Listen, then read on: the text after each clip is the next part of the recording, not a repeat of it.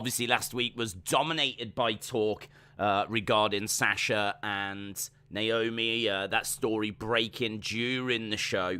So, kind of dominated things. I'm sure we'll probably touch on that during this stream. But to be honest, there's been no updates. They've been suspended. We found that out on Friday. And there's been nothing further in regards to that. Other than Sasha was at a concert over the weekend, which, good for her. Yeah, there's no further updates on that. In regards to the show tonight on Raw, we have got Cody versus Miz. We've got that on the show. We've got an almighty challenge between Omos and Bobby Lashley. Don't know what that means. And we've also got Becky Lynch addressing her loss last week. You might remember the main event last week was changed to Becky versus Asuka. We did find out why, actually, because you might remember last week was meant to be the six-pack challenge. So it was meant to be Sasha, Naomi. It was meant to be Doudrop, Nikki Cross. It was meant to be Becky and Asuka. So that was going to be the six-pack challenge. As soon as Sasha and Naomi walked out, it was changed, not to a fatal four-way, but it was changed to a one-on-one match. And a lot of people, myself included, said, why didn't they make it a fatal four-way? Like, why did Nikki and Doudrop, miss out on being in the main event? Because, all right, Sasha and Naomi walked out, but surely you just take it from a six-pack to a fatal four-way. And we actually found out the answer to that, because it turns out that Asuka and Becky have been working one-on-one at house shows. And so the feeling backstage was that they need a main event. The two people can just go and work, and it's, it doesn't need, because it would be a whole new match, wouldn't it, if you think about it? They obviously have time to prepare as we build up to Raw, and they won't have prepared for a fatal four-way. So it would be a whole new match live, which, you could do, but it might be a bit easier just to go with Becky and Asuka. They've been working together on house shows, and so that's why the decision was made to not do the fatal four-way and to do a singles match instead, which I thought was, it's one of those kind of nothing facts. But I find that stuff really interesting, because these are the conversations that were being had backstage. If you want to know what they're talking about backstage, that is an example right there of a decision that needed to be made. We don't have Sasha and Naomi, so do we go with the fatal four-way? And do we go in that direction, or do we go with just Becky and Asuka? Because Becky and Asuka have been working house shows. They know each other. They've got, a good routine. They've got a bit of a match down. If you've ever been to a house show, a couple of house shows on the same tour, which I've done, because when they come to the UK, they'll do a few places. And I've been in the past to a couple of the shows on the same tour. And you get to see a couple of the matches twice. They're pretty much the same matches. They'll do the exact same things. They get a routine, and they have a few spots, and they kind of go through, I don't want to say the motions, because that kind of devalues what they're doing, but they have a routine. They know the match they're having. And so Becky and Asuka would have been able to have drawn on that and basically just had one of those matches. So yeah, that stuff, man, I find it so fascinating. That is a genuine decision that was had to be made last week during the show. Just gives you a little glimpse of what's happening in Gorilla. So so that's why that happened. Of course, Becky would lose that match because Asuka would spit the green mist in her face. She did it really well as well. Green mist is one of those things that it can be pretty rubbish when it's used badly. We've seen people really mess it up. Aleister Black is not very good when it comes to the mist. If you actually go back and watch when he spat in Julia Hart's face, it wasn't very good. It wasn't very good at all.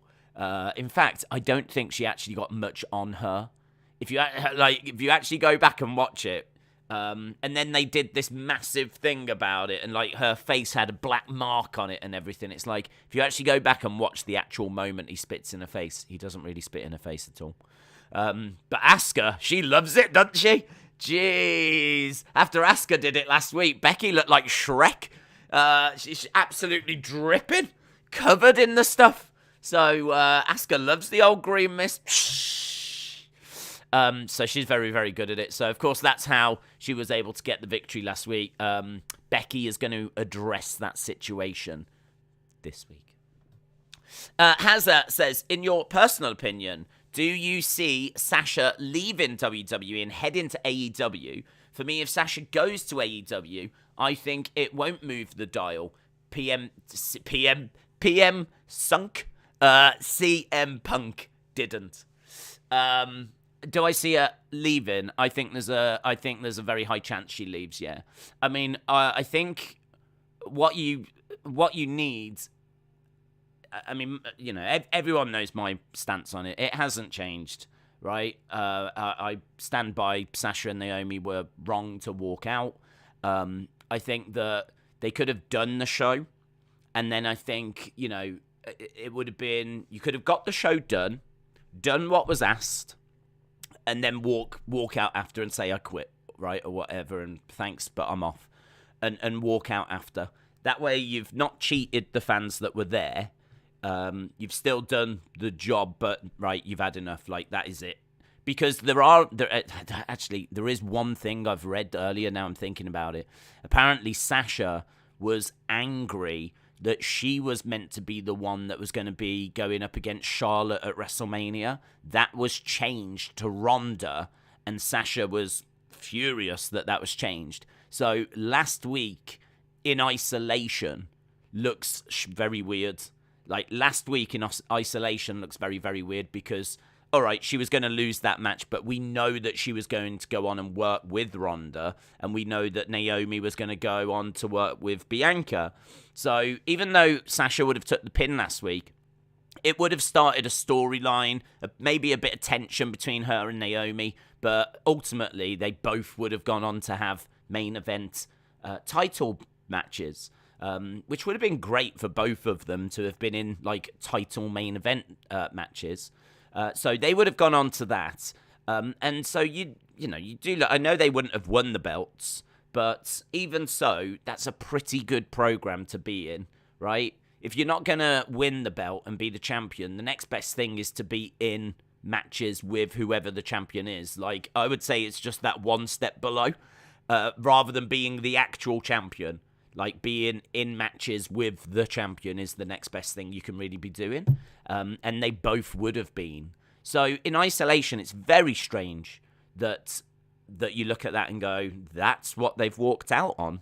They've walked out away, like, on that. But the reports come out that she was upset anyway, that she was going to be going up against Charlotte at WrestleMania. And that is true, because Dave Meltzer had leaked that ages before. We knew, I think, around January time what the matches were going to be for WrestleMania, and Charlotte Sasha was absolutely on the, like, it had been reported. Dave Meltzer had mentioned it, that was the plan. Then that changed when they found out Ronda was coming back. That then changed to Charlotte, Ronda, and Sasha was upset.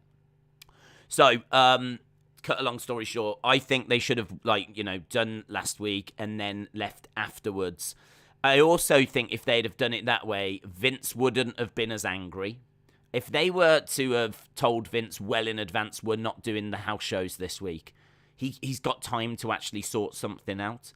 I think walking out during a Raw when you're scheduled to be in the main event, like that you've got to then change what you've already told the audience, because they'd already told us what the main event was, and then half an hour later they have to tell us a different main event. So basically, this is why WWE have been so public with all of this, because it happened during a show, and that's something that Twitter just doesn't seem to be able to get its head around. Like, they keep comparing it to, like, when Brock threw the belt backstage and stuff, and it's like, that's got nothing to do with anything. That did not affect the show at all.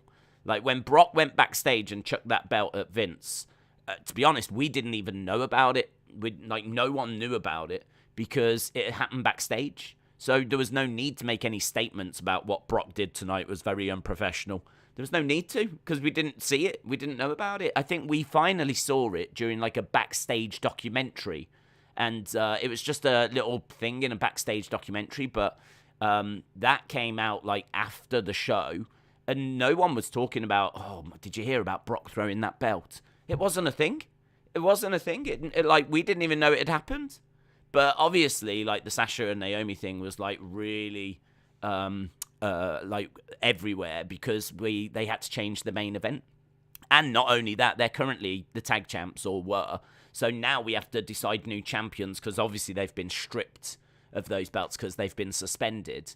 So all of this is like such a unique situation that, this is why there's been so many statements from WWE.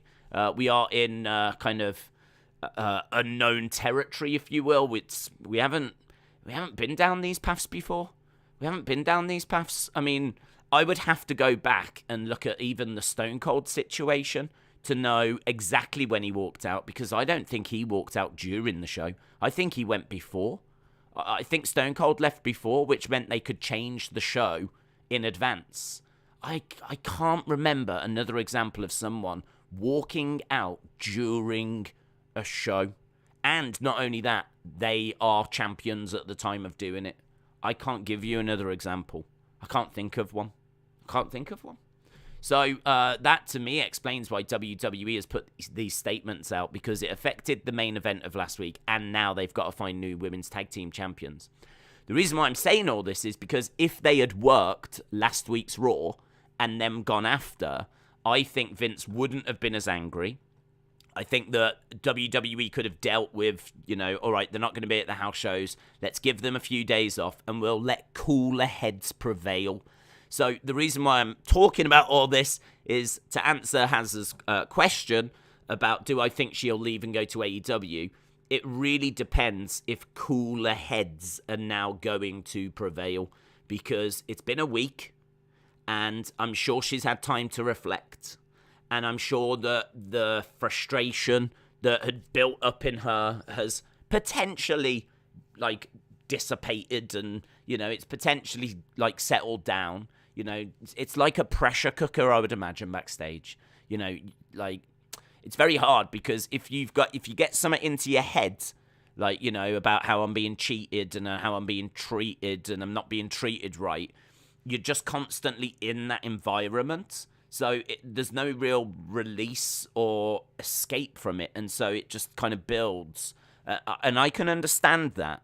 Still does not make walking out correct, right? Doesn't change my opinion.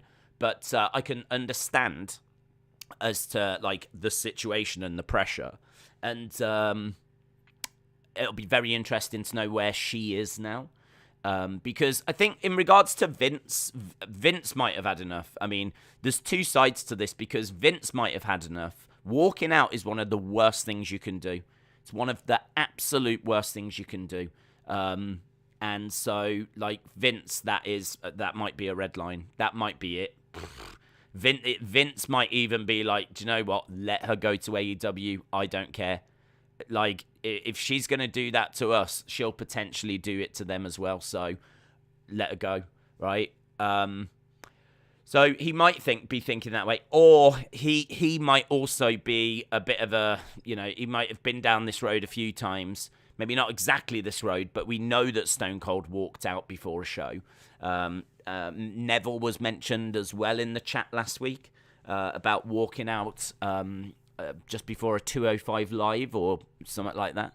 And so he's seen this situation before or something similar.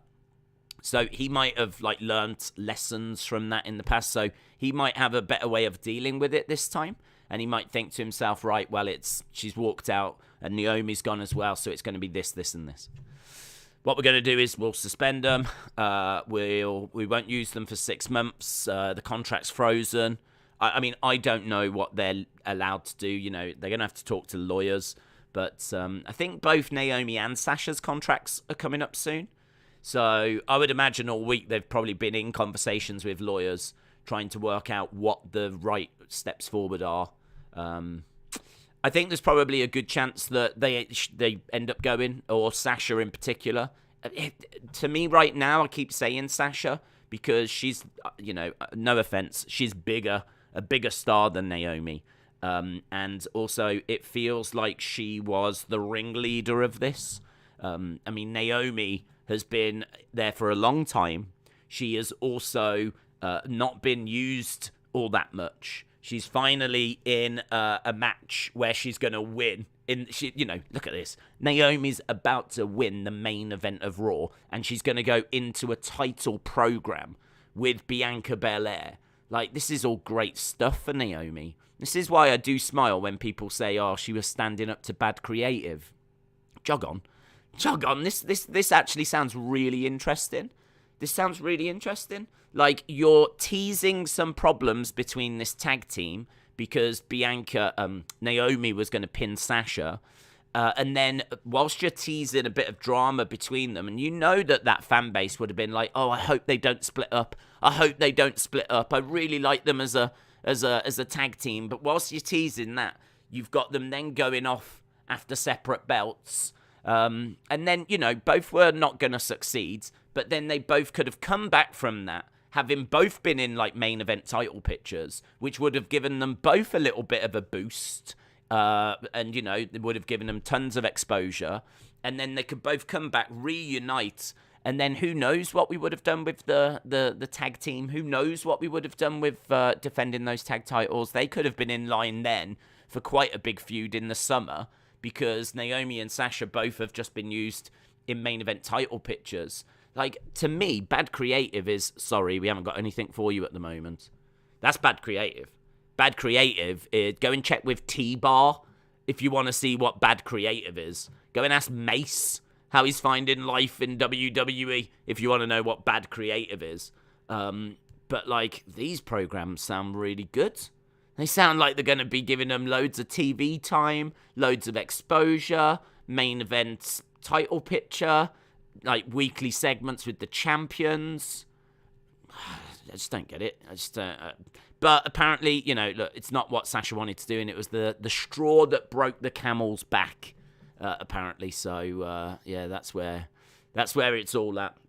So actually, after saying there's not much of an update, I must admit I did forget about that report I read earlier, which was that she was upset about missing out on WrestleMania, and then she didn't miss out. She was still there, but she wasn't in that match against Charlotte, and she was also not happy with the plans last week, and that's what the straw that broke the camel's back. Jaden, hello. Hope you are well. Jaden says, "How are you? How are you doing?" I'm doing good.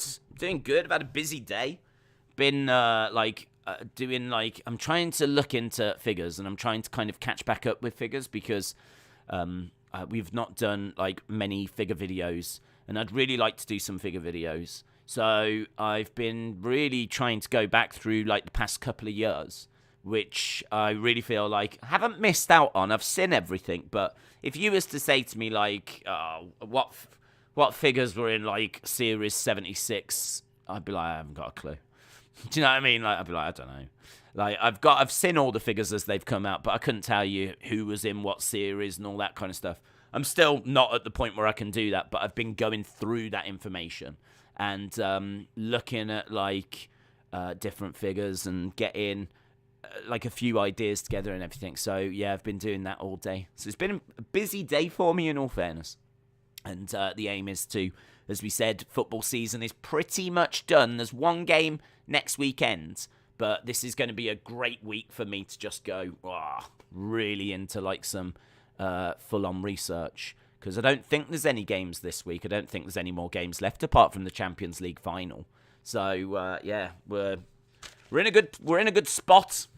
And whilst I remember as well, I do a podcast every Tuesday called the Wrestling Escape Pod, and it's a little bit wrestling, but honestly, it's just very loose, and we just go wherever the conversation goes. Like, we were talking about the most searched sports stars in the last episode, and we were just talking about I went to an American restaurant, and I was talking about that in the last episode as well. So we were talking about loads of different stuff. We just go wherever the conversation goes. But tomorrow's episode of the Wrestling Escape Pods, we are actually going to be looking at you guys, right? I've asked you lot to send in videos of your hidden talents. I want to see what skills are out there in the community, because we've been sent stuff in the past where there's like amazing singers and dancers and loads of different stuff.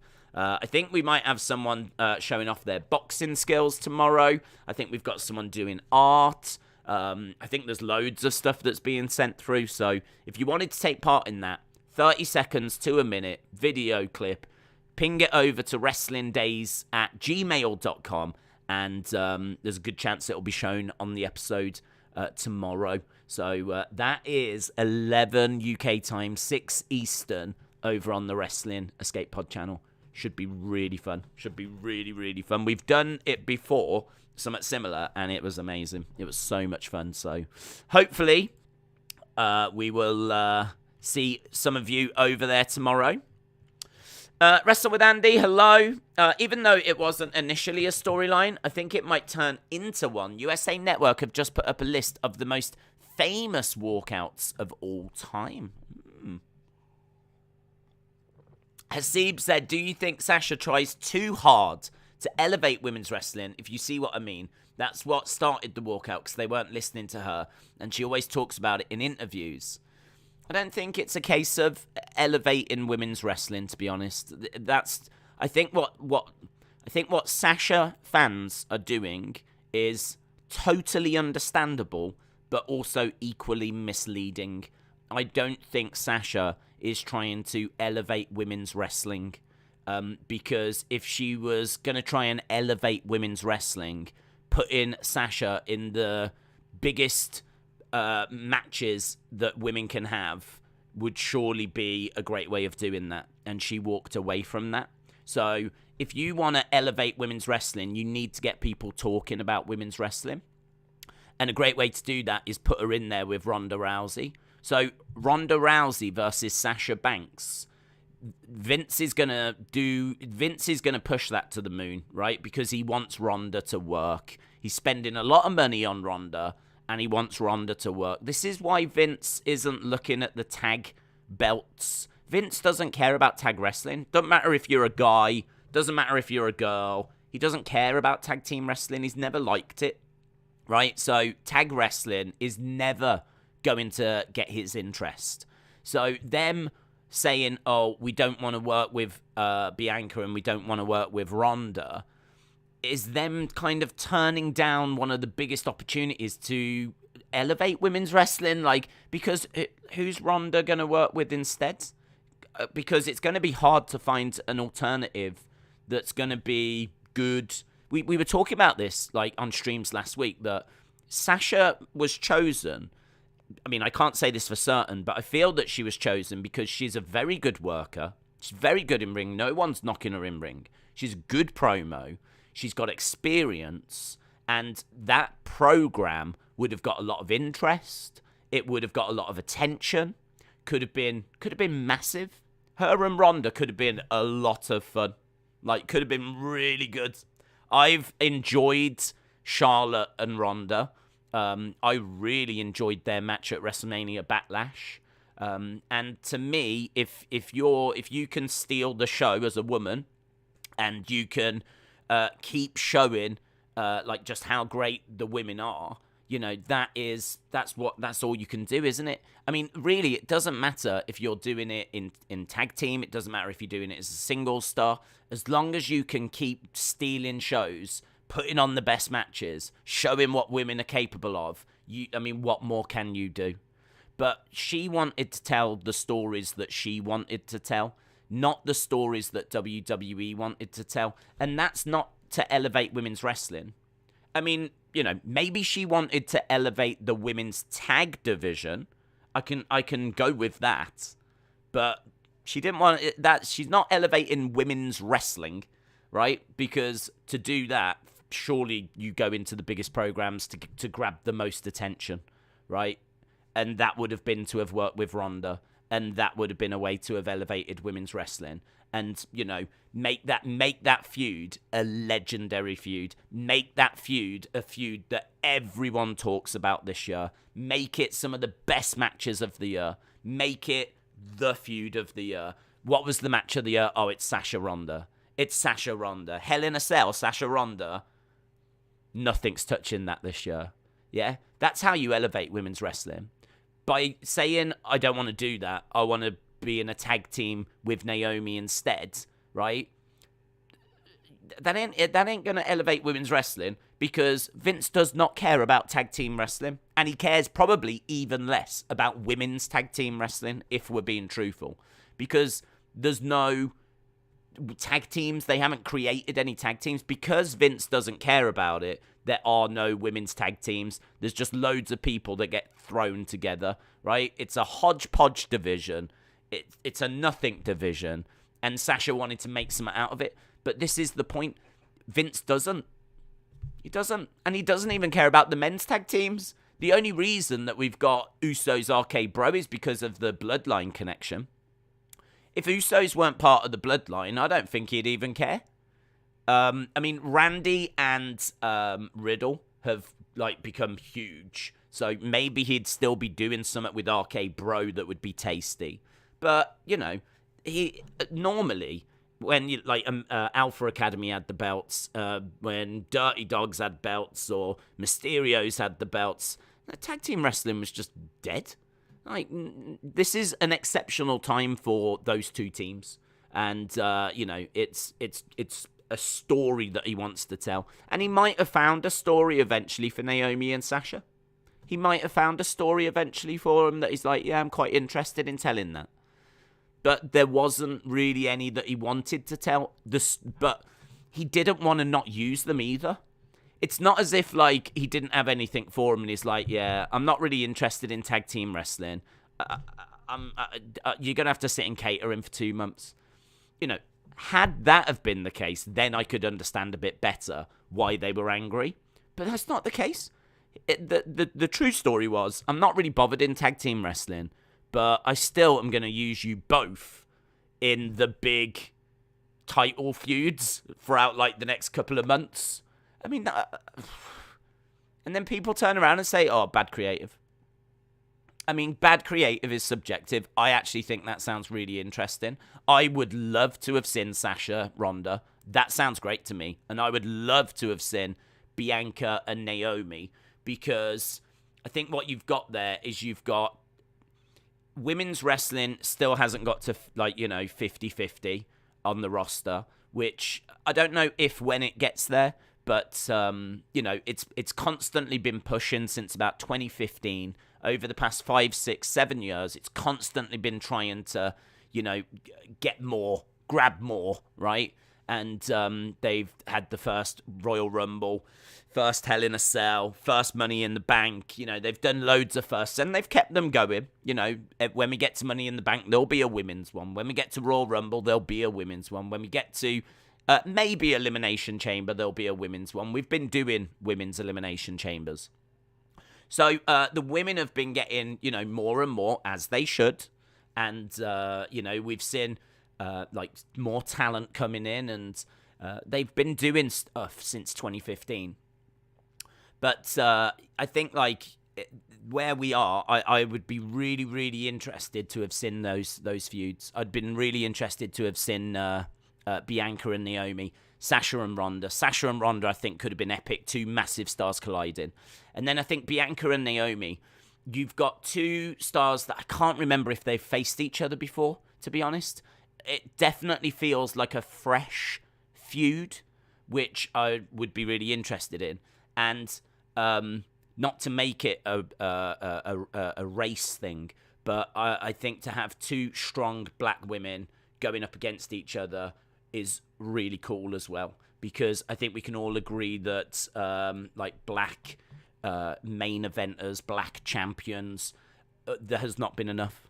There's not been enough black champions, black main eventers in the history of WWE. You can go back through, and throughout the 80s in particular, 90s as well. There's not that many black champions. I mean, like, honestly, the first like black champion is sort of The Rock. The Rock, I believe, identifies as black more than, I don't know if you can, I think like black and Samoan. He's been asked about this as to what he identifies as. And he says he identifies as black. So, like, he would be regarded as one of the first black champions. Going back, I think it was his dad and Tony Atlas that were the first black tag team champions. That goes back to, like, I think the 80s. I think it was the 80s for Tony Atlas and Rocky Johnson. So they were the first, it might have been the 70s. But they were the first black tag team champions. But honestly, the fact we can sit here and like, you know, highlight the former black champions and the former like black title challengers and like list them all within like a few minutes is really depressing. Really depressing. So I think, you know, to have seen Bianca and Naomi both in that main event going for the belt, I think that would have been really cool as well. Really cool. I mean, you saw the impact that Kofi Mania had. You know, MVP was crying at Kofi Mania. And even when Bobby got the belt, it was still a topic. It's starting to feel like it's less of a topic now. Like, we don't talk about it as much, but I still think that it's cool to see, and it's good to see more diversity around the titles. And I think that's a real shame as well. Because I don't know who. Well, I do know who's replacing Naomi. It's Asuka, isn't it? I don't know. It's just a shame. It's just no one's come out of this looking good. No one wins in this situation. No one wins in this situation at all. And we'll have to see like how it plays out, if they're going to stay, if they're going to go. I don't want them to lose their jobs. I don't want them to go. I will admit that going forward, I am going to be a bit down on like Sasha and Naomi. I think it was wrong for them to do what they did, but I ain't going to be overly excited about seeing them, to be honest. But I don't want to see people lose their jobs, and I can, because I'm sure we've all been in that situation, understand that when that pressure is building, you do explode. You know, there are moments where you lose your cool, you lose your head, you lose your focus. Like, who knows? They might regret it as well. I have no idea. They might not. They might not regret it. But equally, they might regret it. They could have got, you know, a few days have passed and they might be thinking to themselves, I shouldn't have done it, to be honest. But, you know, I should have done the match and then walked out after. You know, I mean, it's a harder thing to come back from, is walking at during the show. If they'd have walked out after the show and said, like, you know, that's it, I did your match, I didn't want to do it, no one listened to me, I didn't want to do it, I quit, and then they walk out, right? It's easier to come back from that than it is to come back from walking out during a show. So, and having, like, the main event change and the world already know about it and WWE issuing statements and... yeah. Aaron, hello, says, hope you are well. Excited for Double or Nothing. Oh, I forgot it was happening, to be honest. Genuinely forgot it was happening. That's Sunday, isn't it? Am I excited for it? I am. I still don't know many of the matches. I know that we've got... who's in it? CM Punk and Hangman. I think we're probably going to have the final of the Owen Hart things, which will be fun. Serena Deeb, Thunder Rosa will be good, but I think they'll probably go with Thunder Rosa. But I'm hoping the match is like one that people talk about. Rather than who wins that, I hope it's like regarded as the best women's match after. Hopefully afterwards people go, wow, that is a match of the year contender. I really hope so, because Thunder Rosa's got the ability, when she like lays it in and she's being really snug, like, she's amazing. And Serena Deeb is just, like, one of my favourite female competitors. So I really do like both of those. So that should be a good match. And to be honest, outside of that, I can't really think. I think MJF Wardlow, that'll be massive. It's actually, now I'm going down. It's not a bad card, but I can't sit here and tell you like the 6-7 matches that they've got planned. So yeah, I think it should be a good show. I want to make sure I've not missed any super chats, because I always do that when I'm chatting away. And then when I jump into the chat, I've missed a couple, but I think we are up to date.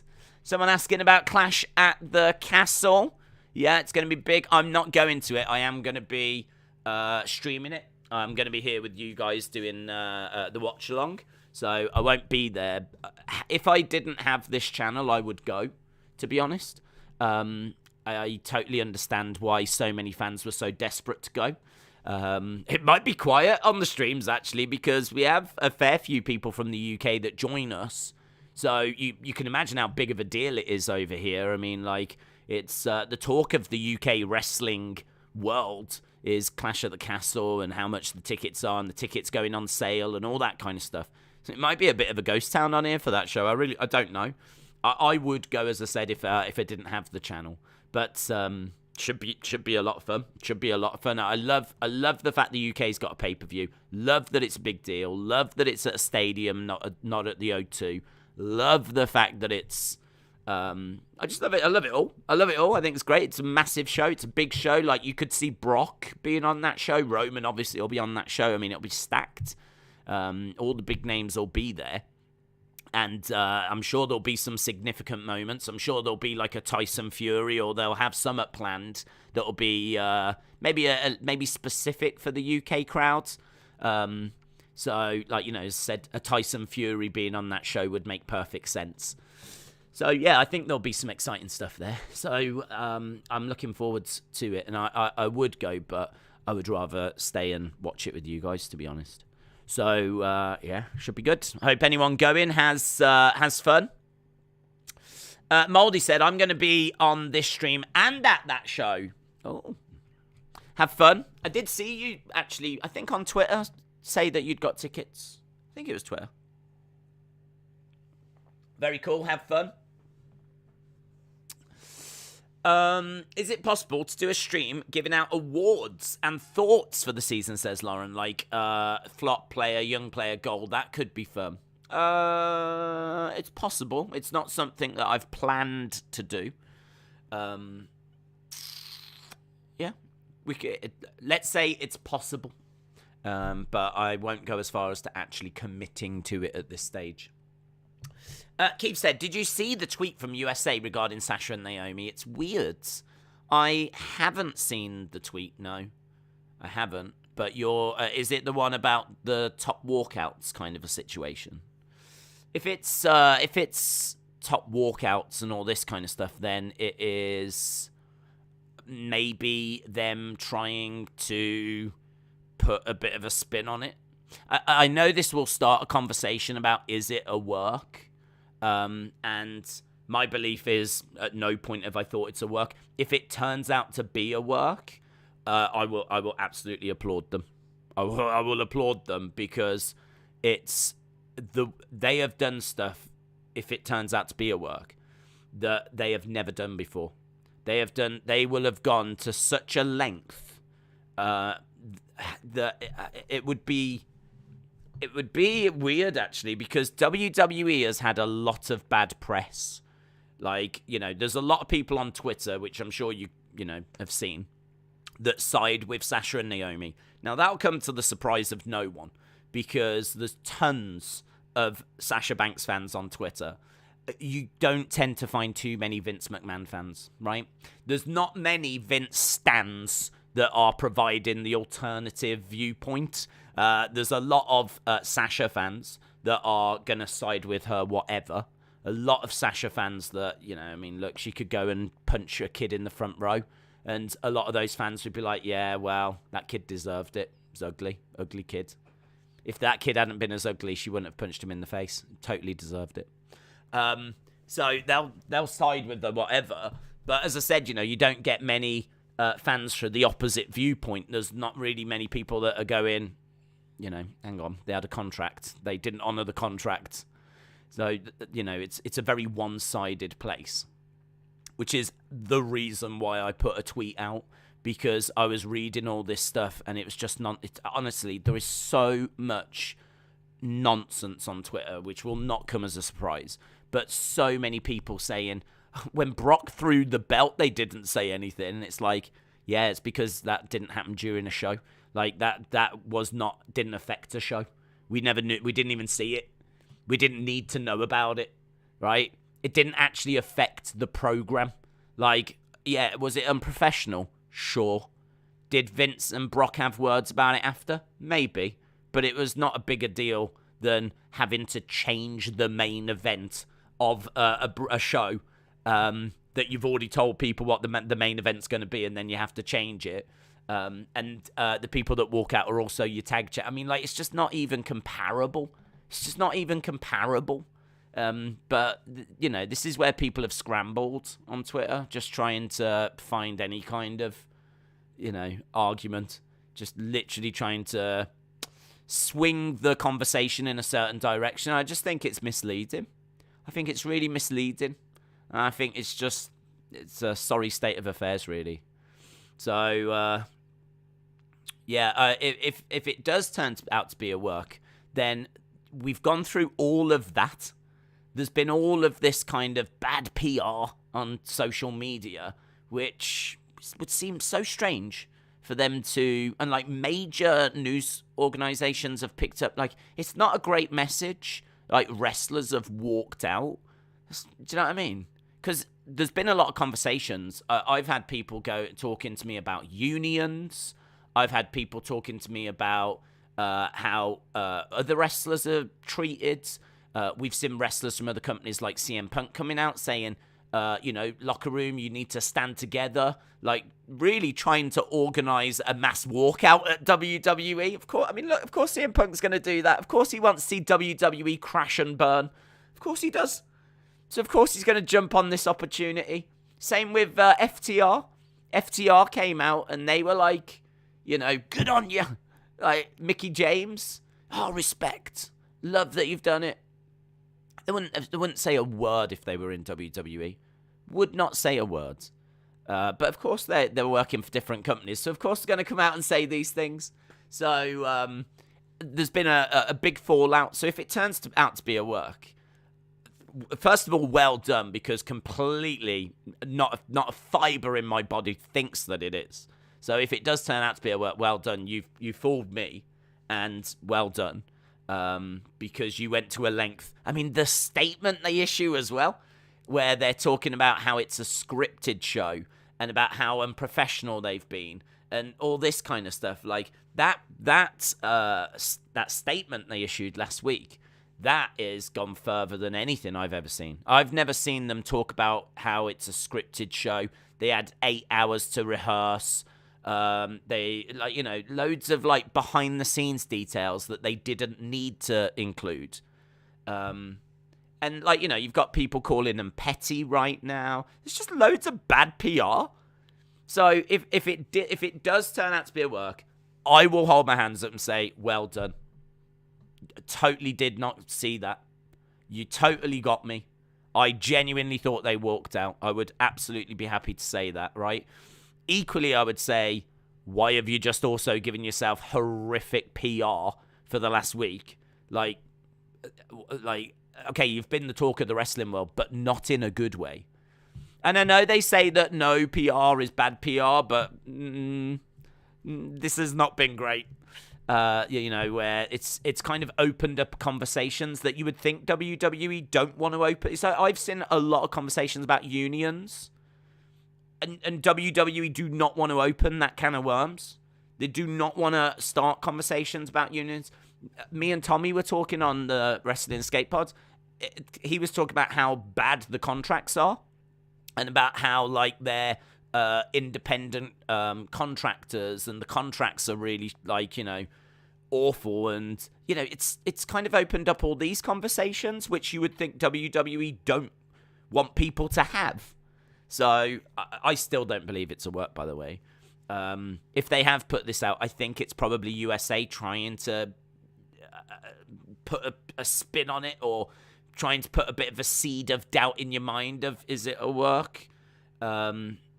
I would go with something like that. I don't believe it to be. I still don't believe it to be a work. If it did turn out to be one, though, then I would say fair play. Fair play. Well done. Shola said, do you think WWE look at what happened to Tony Khan and was scared about it, cancel culture and everything? Once upon a time, WWE wouldn't have mentioned it on a live broadcast. I don't think... I mean, my reading of them mentioning it on a live broadcast is a couple of things. First of all, Vince is angry, right? I really believe that. And actually, a lot of people... Another reason why I don't think it's a work is you've had all the dirt sheets now all over this for a week. No one's hinted at there being anything suspicious. No one's saying this is a work. No reports of this being a work, right?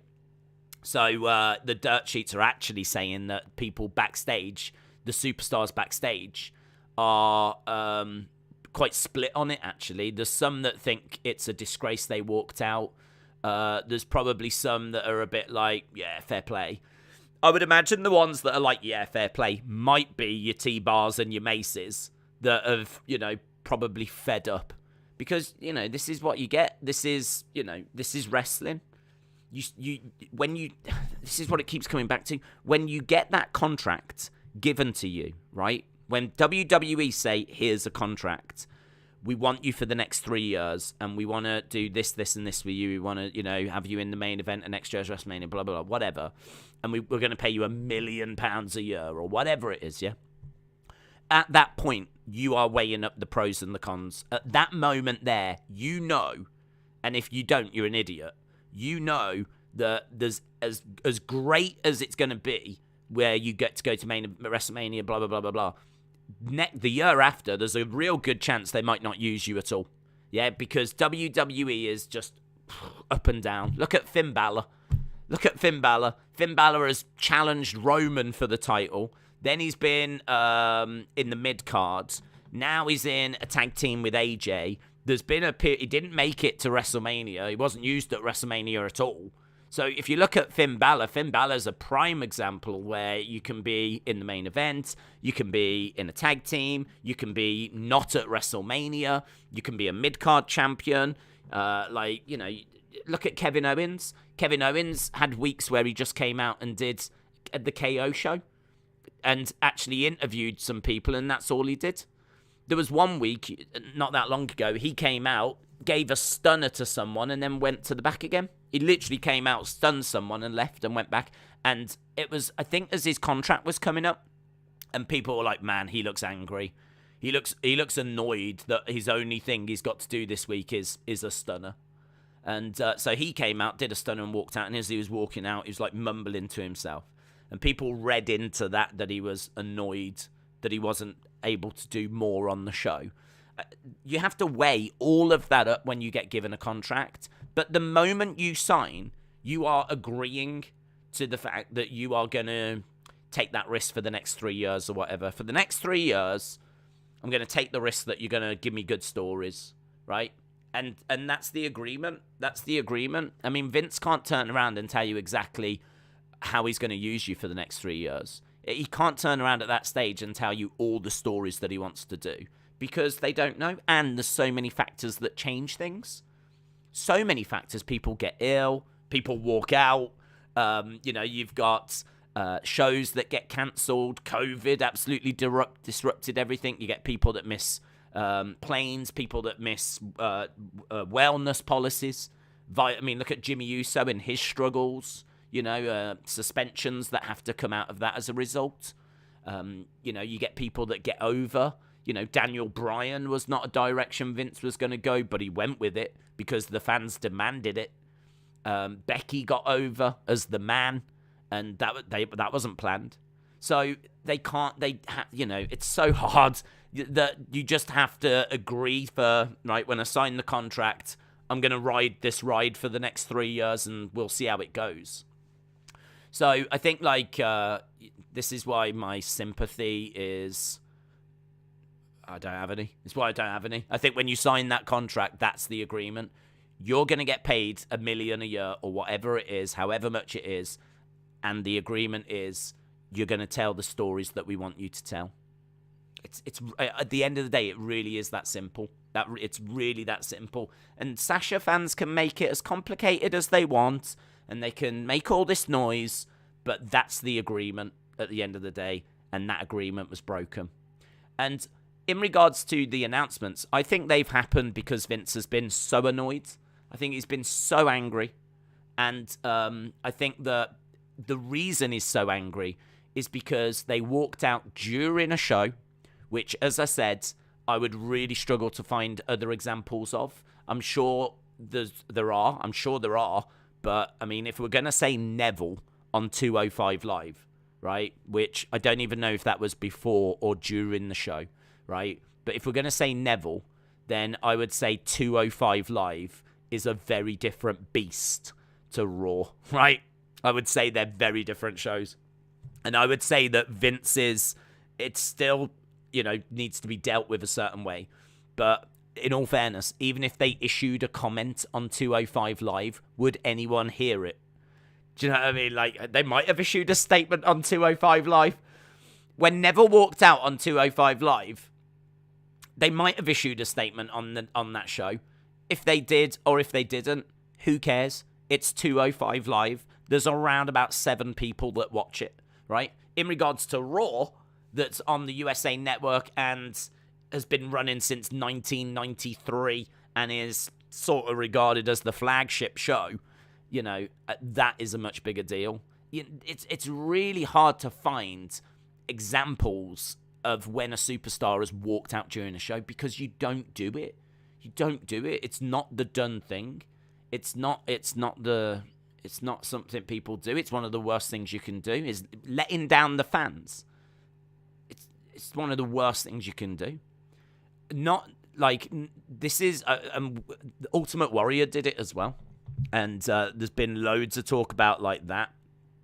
So I think Vince was angry, which is why those comments were made and why they were called unprofessional on the show and all this kind of stuff. The other reason as well, though, is they have to explain where they are. Do you know what I mean? Like, if they've announced a match that's got Sasha and Naomi in and then they just change it, they could just take them out and say, due to backstage, I don't know. I don't even know how we've changed the main event tonight. Or maybe you could find a storyline way. Maybe you could have had Becky come in and say, oh, I've just seen that Sasha and Naomi have been beaten up. They're not going to make it for the match. Like, you could explain it. But honestly, I think Vince was so angry that he was like, no, why should I explain this? Why should I have to make up an excuse? Why should I? When the truth of the matter is they've walked out on the fans. So why should I now have to make a storyline to explain it? I think it was anger. I think he was like, I ain't going to create some storyline here. The fans can know exactly what's happened. Maybe Vince wasn't expecting the result to be that all the Sasha fans would take over Twitter and try and convince everyone that actually what Sasha and Naomi did was heroic, right? Maybe he wasn't quite expecting that. Because you would expect... It is crazy that someone walks out on the show and a lot of the fans' reaction is, fair play. That is kind of crazy. So I think in Vince's mind, putting out a statement was like, I think he probably expected the fans to have the reaction of, wow, that's bad. You shouldn't do that.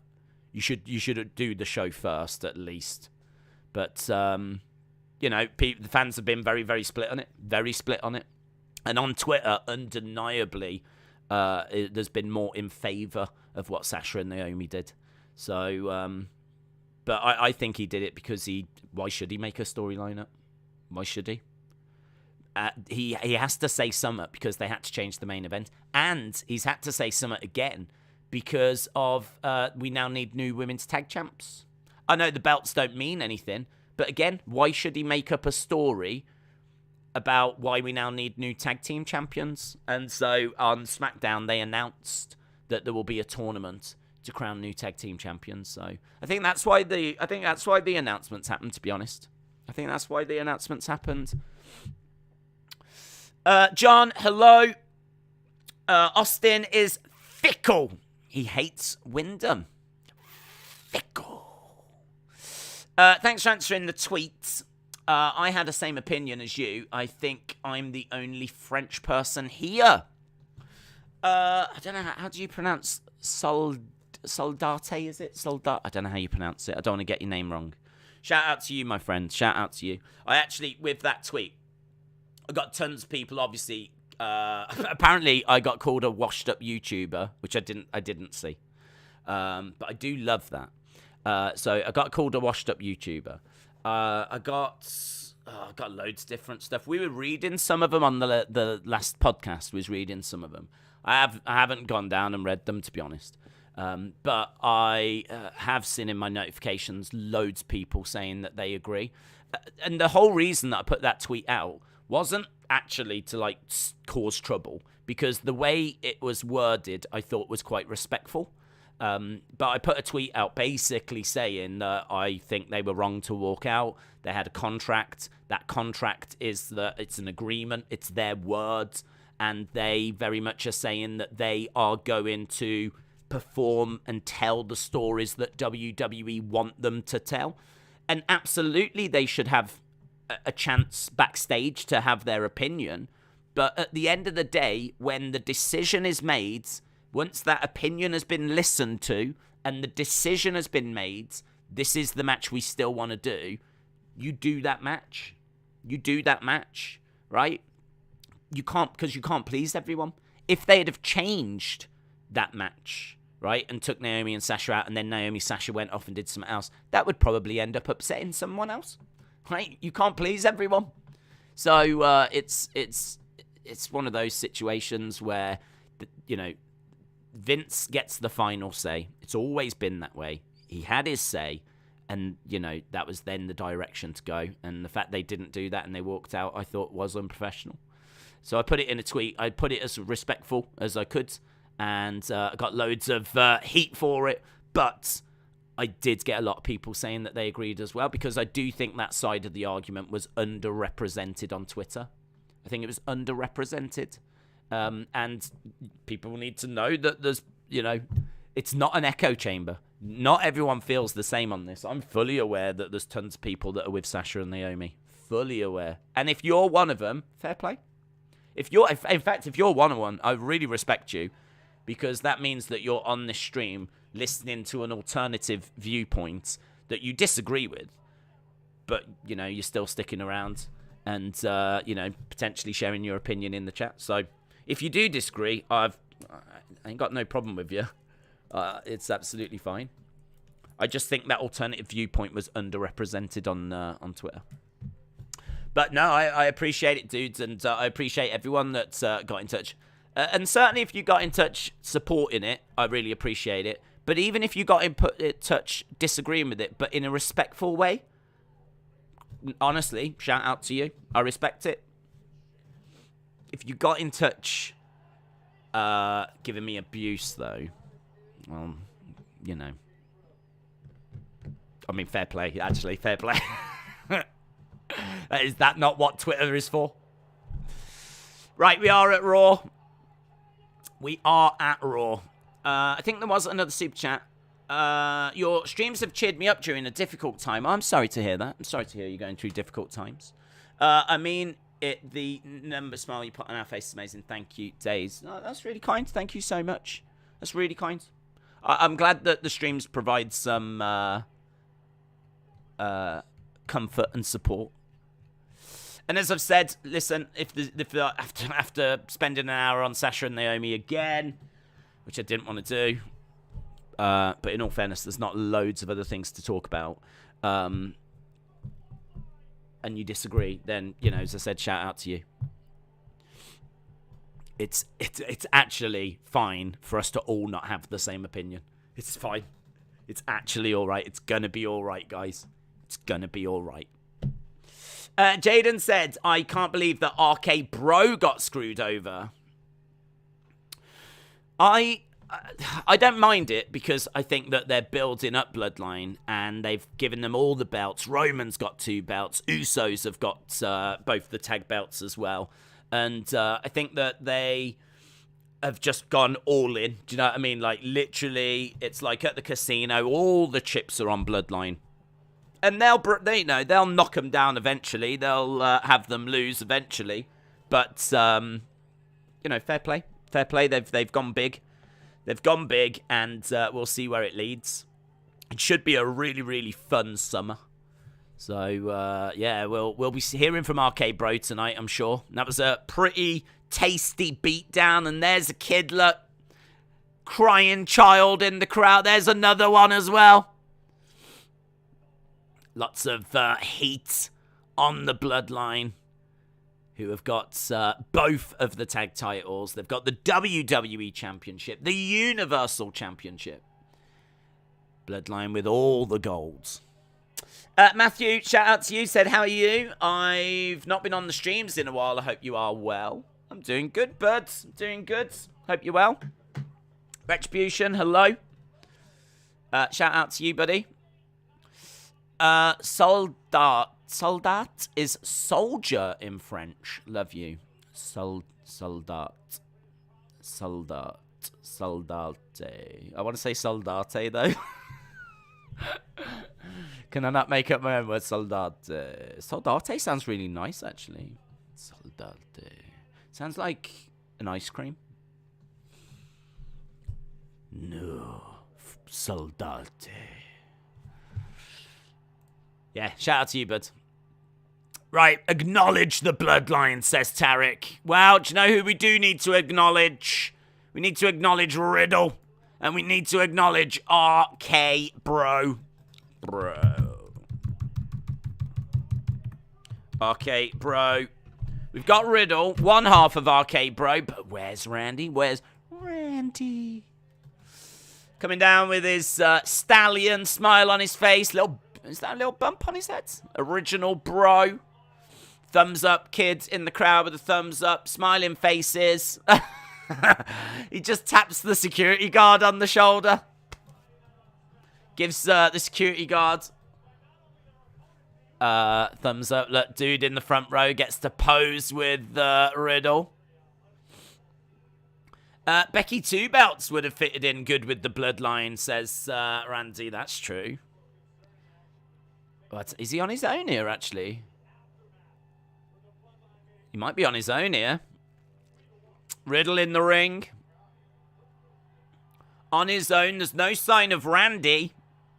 Randy. From what I hear, kids' tears are salty, says Brad. Great for the complexion as well. Really good. If you want smooth skin, mop up all those kids' tears. Just wipe them over your face.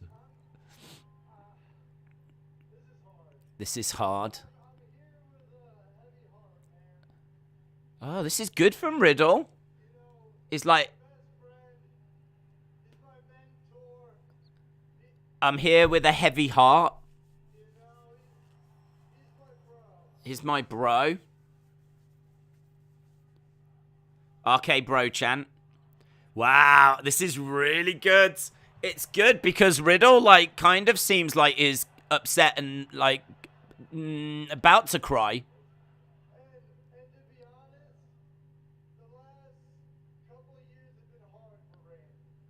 The last couple of years have been hard for Randy.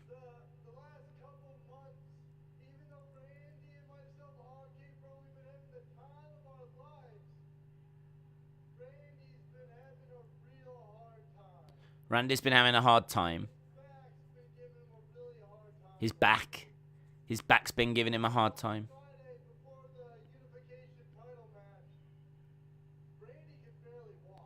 Randy could barely walk before last week's match.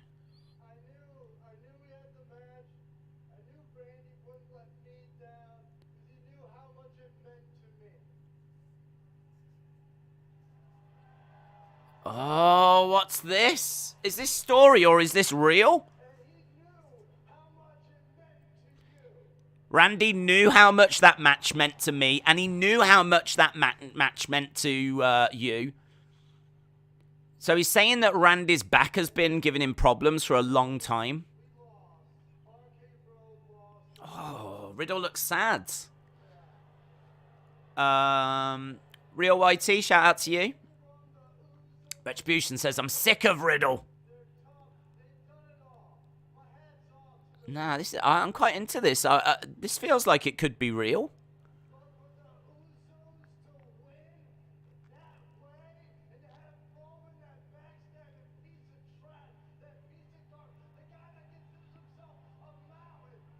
Okay. Riddle. Riddle says Roman is a tribal piece of trash. I assure you, I will get my vengeance.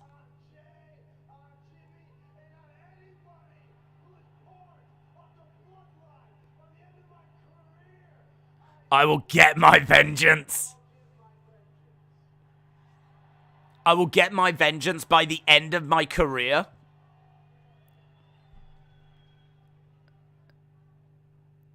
I like a vengeful Riddle.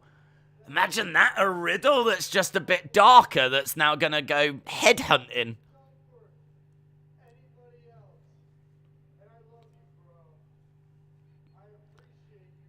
I love you, bro. I know you're watching. I love you, Randy. I love you. Randy, Randy, Randy. So Riddle's like, I know you're watching at home. I love you, bro.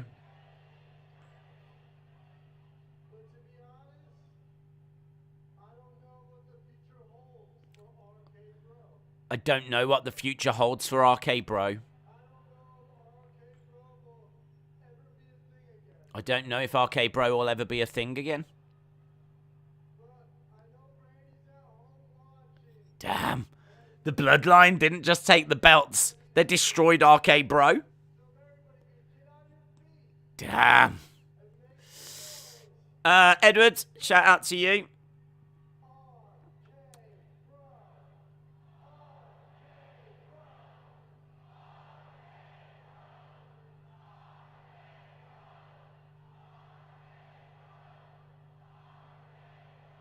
That's for you, Randy. Oh, God. 6-man tag team match coming up next. Big RK Bro chants. Crowd loud. And Riddle said, that's for you. And we go to commercial break. Wow. Wow. It's a big opening segment. It's a big opening segment because, first of all, Randy's not there. Then we find out that he's got back problems. And what is really interesting is they have not said that it's due to the beatdown, which I think is so interesting.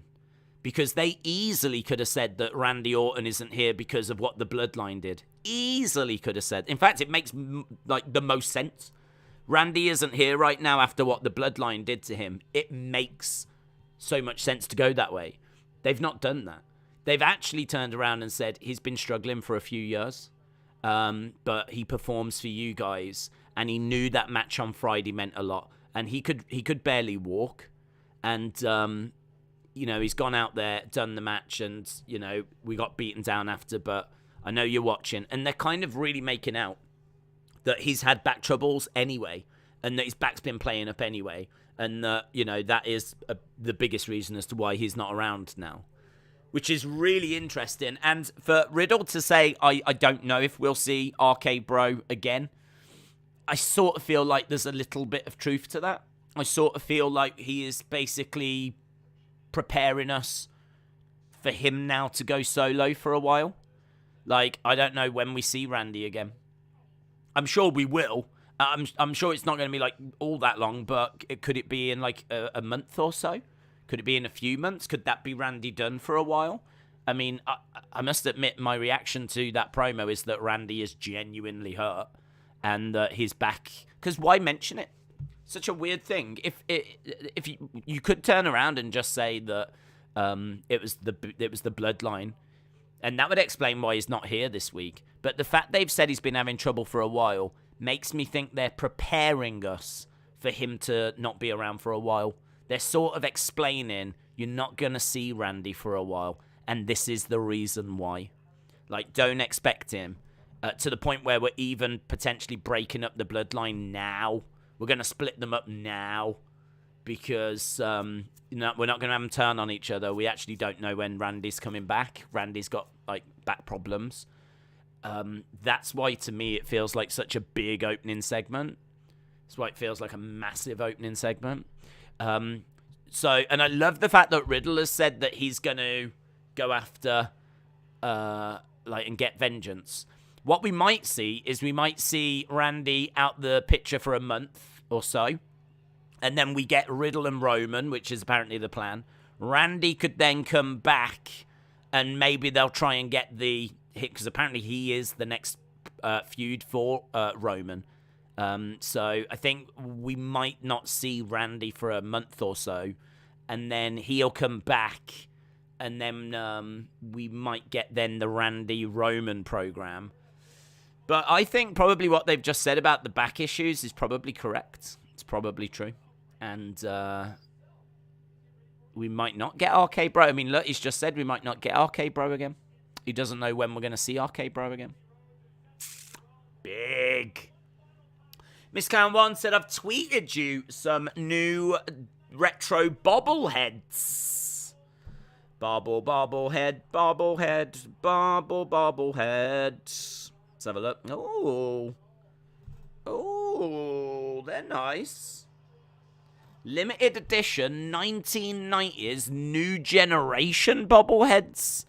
So, Undertaker, Shawn Michaels, Razor Ramon, Lex Luger, Yokozuna, Bret Hart, British Bulldog, and Doink. That is nice. They're nice. Mini bobblehead set. That's nice. King's Court. Jerry Lawler is going to be talking to Veer Mahan. Jerry Lawler. Miss Clown, thank you for that. Days Riddle kills it when he's serious. The whole angle seems too real. I hope Randy is okay, but I'm sure we will see him again soon.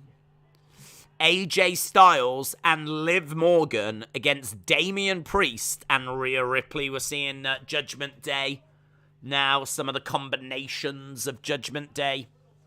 So no Finn, no Edge in that match. I'm sure they'll both be ringside or something, but... Right, really interesting open to this week's Raw, and I really like that tag match, mixed tag match. Now we've got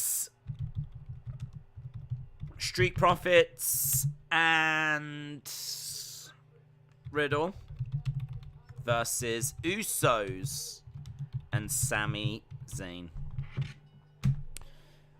Sami Zayn, the unofficial member, the unofficial fourth member, maybe fifth member if you include Paul Heyman, of the Bloodline. I like that as well. Veer Mahan sounds like a terrible idea.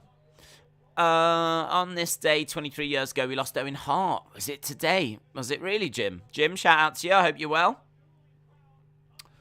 Right, here are Street Profits. Riddle is in the ring, obviously, already. He's got his ribs taped, bandaged up. And here is Sami Zayn. Sami Zayn in his Bloodline shirt. Sami Zayn in his Bloodline shirt. Sami Zayn, man, is so good. So good. I genuinely wouldn't mind him being the one to beat Roman. I would not mind him being the one. Him being in the Bloodline. Here's the Usos backstage with both the belts. Little kids might be crying.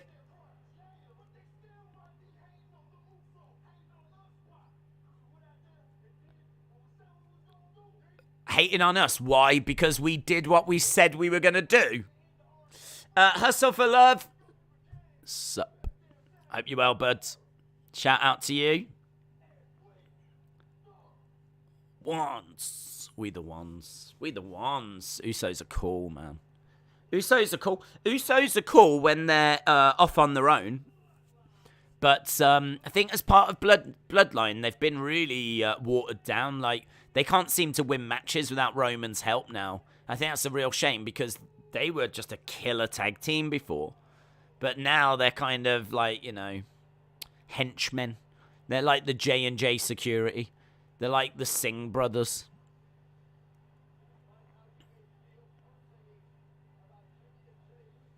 Here's the Usos.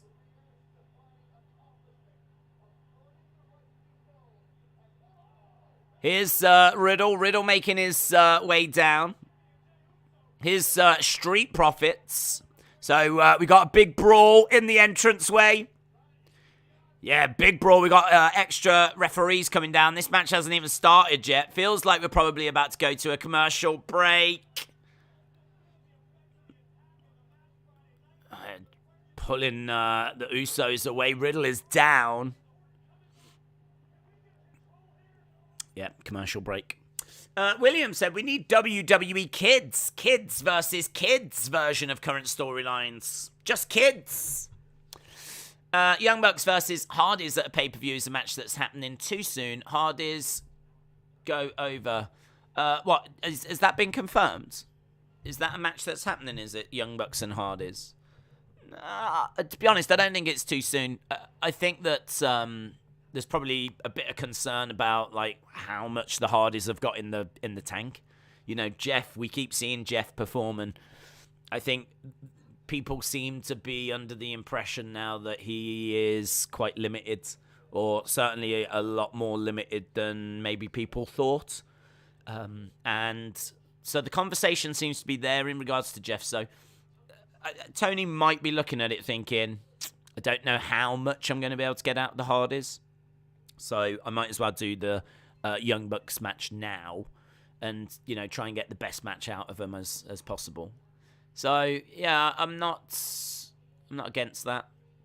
The only thing I would say is it's not been too long since that Darby Allin Jeff Hardy match.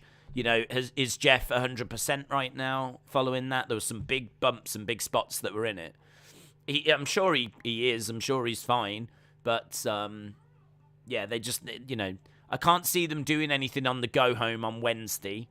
I think, you know, I can't see there being, like, big spots, like, or anything. I think there'll probably be some promos or something. Because really, physically, I think they're going to need everything and more for the show. So that would probably be why they're doing it now, just because we don't know how much is left in the Hardys gas tank. Who goes over? I don't know, to be honest. That's a really good question. I sort of feel like it should be the Bucks, just because I think they're still in their prime. Hardys, I feel like they can work a few feuds. Their names, like, they ain't going to get any bigger than they already are. And equally, we don't know how much we're going to be able to get out of them. I don't see them being a super active tag team. I don't see them being on, like, most weeks' Dynamites and all this kind of stuff. I feel like they're an attraction. I feel like you bring them out once in a while for, like, a big match, you know, and they're good on a, you know, a billboard type thing. So I'd probably have the Bucks go over. I think that you can do more with the Bucks. So you might as well give them the win. But honestly, if they have the hardest win, I wouldn't complain. I just hope it's going to be a good match. Hustle for Love, giving a thumbs up. Appreciate the support, dudes, as always. Appreciate everyone joining us for Raw this week. It's not loads has been announced. We know that we're going to hear from Becky regarding her loss last week. We know that we've got an almighty challenge for Omos and Lashley, and I don't know what that means. We know that we've got Cody against Miz, and we know that we've got Liv and AJ taking on Damian Priest and Rhea Ripley. So we've got those matches coming up. I mean, it sounds like an all right episode, to be honest. And, you know, big announcement from Riddle, basically saying RK Bro have, to all intents and purposes, split up at the end of RK Bro. I think is quite a big deal. Not that they've officially split. He's just like, I don't know when you'll see us again. And then we've gone into this look where we've got Sammy and the Usos. There was a nice moment where the Usos and Sammy were all doing the We the Ones in the corner. There he is again, look. He is loving being a part of this. He is loving it. We the Ones. We the Ones. Yeah, I'm with them. We the Ones. He is loving it. He is so good. I said I wouldn't mind him being the one to beat Roman because I think there is a story there where he probably gets mistreated by the Bloodline. I think if I was booking it, I'd be really interested in having him get mistreated by them. Constantly have Sammy doing the dirty work. Actually build up maybe a bit of sympathy for Sammy. Just a little bit of sympathy for him. But then get to the point where, you know, they either beat him up, like, or something happens where there's a clear split and he's then out of the Bloodline, and then, you know, you can turn him babyface and then have him go after Roman. And I think, like, you could tell that story. It'd be a great story as well. It'd be a really great story. It'd be one of those that you wouldn't quite expect. Because I don't think Sammy is seen as like a main eventer, but he's got everything that you need to be a main eventer. Maybe just short of having the physique. Maybe it's only like the lack of being, you know, 5 inches taller and having like a super jacked body. Maybe that's the only thing that's missing. But wrestling-wise, he's fantastic. Promo-wise, I mean, he's one of the best. Character-wise, he's just so animated. He's so versatile with what he can do as well. I've just got so much respect for him. So, yeah, I certainly don't mind us going that way. I mean, listen, if you're going to invest in Cody Rhodes, I can't see a reason why you ain't going to invest in Sami Zayn because size-wise, I don't think there's much difference between them. Sami is in control here against Riddle. Hustle says, Sammy with a Bloodline shirt. WTF? Yeah, he is wearing a Bloodline shirt. He looks good. He's been sporting a Bloodline shirt over on SmackDown, actually, for a few weeks. He wants to be in the Bloodline. He keeps having those little great backstage moments with Paul Heyman, where he is saying to Paul, like, does Roman know that I'm here for him? And Paul's like, yeah, he knows. It's another reason why I think, like, they could tell that story because Sammy is so desperate to get Roman's approval. He wants Roman's approval, but he's not actually talking to Roman. He's talking to Paul. And Paul's telling him what he wants to hear, but you know as soon as Paul goes into that changing room, he ain't telling Roman anything about Sammy. So, you know, Sammy thinks that he's like this with Roman, but there's every chance he isn't. Which then leads into the, you know, Roman going, who are you? Type thing. Sammy could be under the impression they're like brothers. And then when he finally meets up with Roman and talks to him, Roman could be like, what's Sammy doing here? He could, you know, get shunned and feel really left out. Dates, who would you like to see join Judgment Day? I would like Ciampa or Dijakovic or some big sort of enforcer type. Yeah, I mean, I would like an enforcer type, but I don't mind it being Dijakovic. I think T-Bar, as he's going by now, you'd probably change his name, hopefully. But I think he absolutely fits because he's got a good size. He's actually quite tall. I think he is taller than Damian Priest. Whether he fits into the enforcer role, I'm not sure. But I do think that having Edge with, like, Damian Priest, Dominic Dijakovic, and Rhea Ripley, it's just going to look like a great package. That's going to look like such a dominant faction. It also means that Damian Priest and Dijakovic can go after the tag belts, which, as we said, you know, Vince ain't that bothered about tag wrestling. It just gives two good workers something to do, to be honest. Because I personally don't get very excited about Damian Priest solo matches. I equally don't get very... I don't get excited about T-Bar matches. I probably would get excited about Dominik Dijakovic matches, but T-Bar is a character that you just know is not going anywhere. He ain't going to be main event in WrestleMania. So they need to move him away from T-Bar, give him a new name, new identity, put him in there. So yeah, I'd go with Dijakovic personally. I would go with Dijakovic. But we spoke before about like some of the options, and there's some decent options. Haaland was one that we mentioned, and it turned out that he was on Edge's radar. Von Wagner is someone that you could do as well, but I don't know if Von Wagner's got that kind of heavy metal vibe to him. There's a sort of heavy metal vibe to Judgment Day. I don't know if Von Wagner quite fits that. Haaland did. Don't know if Von Wagner quite fits that. But I think Dijakovic does. I think Dijakovic fits it. So I personally would go that way. But there probably are some other options. Please change his name. Just Dijak works, says WrestleSense. Dijak. I feel like, has he used that before? Dijak. I don't mind that. I don't mind that at all.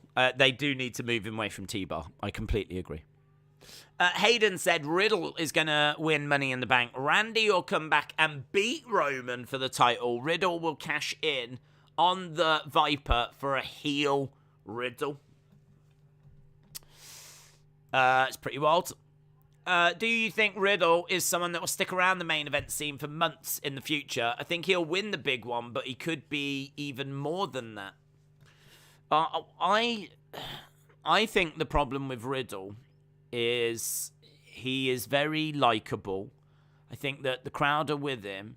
His matches don't blow me away, to be honest. I think his matches are fine, but it does feel like there's something missing.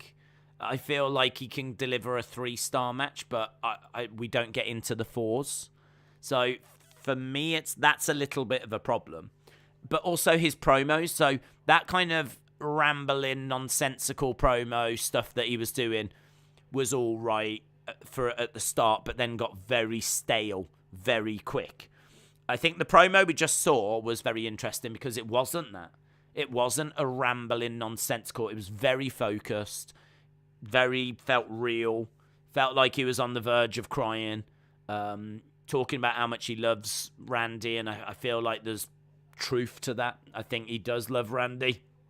Like, really. I think he really respects Randy. I think if you think about where Riddle was, I mean, think about what Riddle was doing before RK Bro. He was just kind of bobbing around, really. I mean, I think he was like US champion, but it was one of those title reigns that was very underwhelming, and he just wasn't really getting anywhere. And then they put him with Randy, and I think, RK Bro has just sent him to the moon. So he massively got over. They've shifted loads of merch. You've got kids that are now so involved they're crying when they get beaten up. So, I think that Randy has done a lot for him. I think RK Bro has done a lot for him, and I think he genuinely meant what he said. So I think that he is over. I think he can be used in main events. I think there's things that, for me personally, I want to see improve. I need to see some promos that are not those nonsensical, rambling ones. I need to see some good, engaging promos that are, maybe got some interesting lines in, things that are going to stick with you, things that when he talks, you're like, yeah, that was good. At the end of it, you want to go, that was a good promo. And I can't say I've been saying that too much for his promos recently, because a lot of his promos have felt a bit stale and rambling and nonsensical, but then they were meant to. So I'm not criticising him.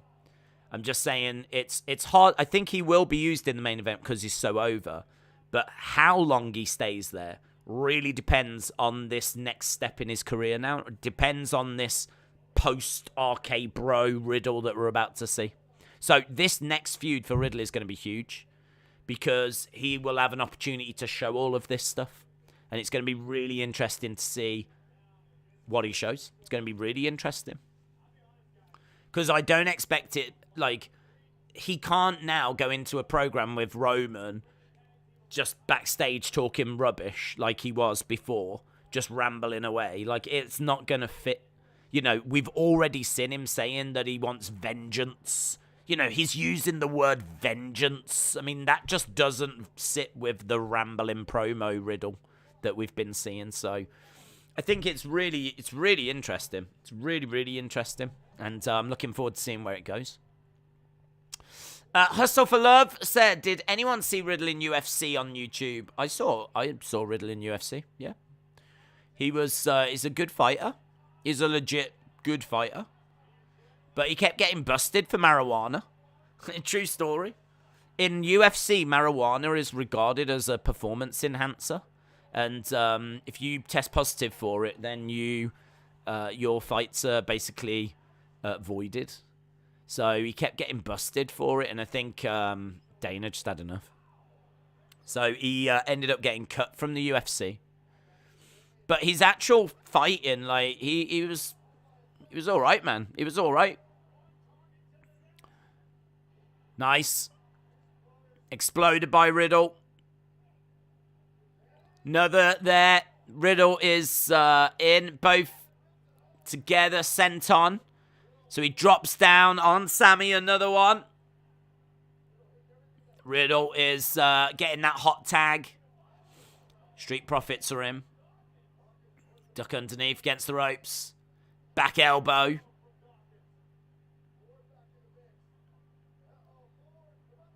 Over the top goes Montez Ford.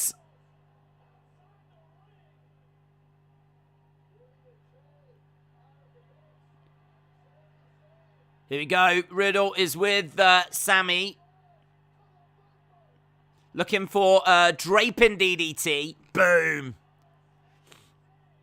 Sami Zayn is planted. Riddle is in control. The crowd are on their feet. There is electricity in the arena. He's going for the arcade. Oh, the Usos pop up on the edge of the apron. Yeah, they're going to walk away and leave Sammy. Usos are walking away. Sammy's in the ring on his own. Sammy's like, hey, where you going? RKO! 1, 2, 3. Love it. Love it. Love it. That's really well booked. It's really well booked. Usos walking away. Riddle gets the win. Does it for Randy. Usos walk away. Sammy is part of the bloodline, but being disrespected. You know, they didn't come back. They didn't treat him like, if that was Roman, they'd be running back in the ring without hesitation. But it's only Sammy. It's only Sammy. It's great. Lovely, lovely, lovely. Mason said, you missed my super chat. I'm sorry. Let me see if I can find them. I need to go back through these, actually. Mason said, Sammy should win Money in the Bank and cash in on Roman, ?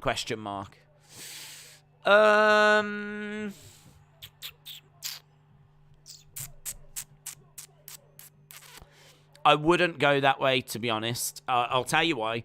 I think that Sammy is desperate to get the approval of Roman. So for him to win Money in the Bank, he's not going to get Roman's approval by winning Money in the Bank. Unless what he says is, I'll win Money in the Bank and I won't cash in on you. The way you could do it, I suppose, if you did go that way, is Sammy could say to Roman, listen, I've got a plan. I'm going to win Money in the Bank, and then I'm not going to cash in. I won't cash in. And then that way, you don't need to worry about your reign. How about this? And like Roman can be like, I like it, Sammy. I like it. That's a really good idea. And so, you know, Sammy goes into the match. You could have Sammy win it. Sammy then says, I'm not going to cash in on you. But the more that he gets disrespected, the more that he gets... And what you could actually do is not even show the Money in the Bank briefcase, right? It goes away. You don't see it. It's locked in a locker. Forget about it. A few months go by. Sammy's with the bloodline. They end up disrespecting him, and you could get to the point where they beat him up. They beat him up, or something happens, and the thing is, he's then got the money in the bank. And he could then cash in as the babyface. It does probably make it a more realistic way for him to get the title, because him just being in a match and beating Roman clean is going to be a hard thing for Sammy to do, because Sammy obviously doesn't look like Roman. He's not jacked like Roman. He's not as big as Roman. But, yeah, actually, if you was to tell the story that way, I'm really into it. I'm really into it going that direction. I really like that. And I like the fact that a couple of months will have gone by. Some people might have forgot that he had it. Casuals. Hardcores won't, but casuals might. And then he just pops up with it out the blue. Comes running down. Cashes in on Roman. And wins the title. Oh, God, it'd be so good. Oh, my God, it'd be so good. Oh, my God. I don't think they'll go that way. I think it'll be Cody, but that's how I feel about it. Here's Bobby. So, Mason. Good shout. I like it. Sign me up. Put me down for one of them. Bum, ba-ba-dum. Bum, bum, bum, ba-ba-dum. Also, Sammy would need to overcome the interference of the Usos. Good luck with that. That is true. That's why I do like that Money in the Bank thing, because if he cashes in at a certain moment, he should be able to cash in before the Usos have even been able to get down to the ring to stop him, because he can choose the time to do it. You know, it could be that it's a main event match. Say, I don't know. Say it's Drew and Roman. Let's say the Usos have already interfered in that match to help Roman win. They've been escorted out by security. During the match, you can even say we've heard the Usos have been removed from the building now. So we know the Usos are not there. They're not even there. They won't be able to make a save. Roman overcomes Drew, beats Drew, and then boom, Sammy comes running down. Put me down for another one of them. I love it. I love that. Hustle for Love said, Omos and Lashley, another nice battle. Bibbs has come walking down. Bum, ba-ba-dum. Bum, ba-ba-dum. So, I don't know what this is. I don't believe it's a match.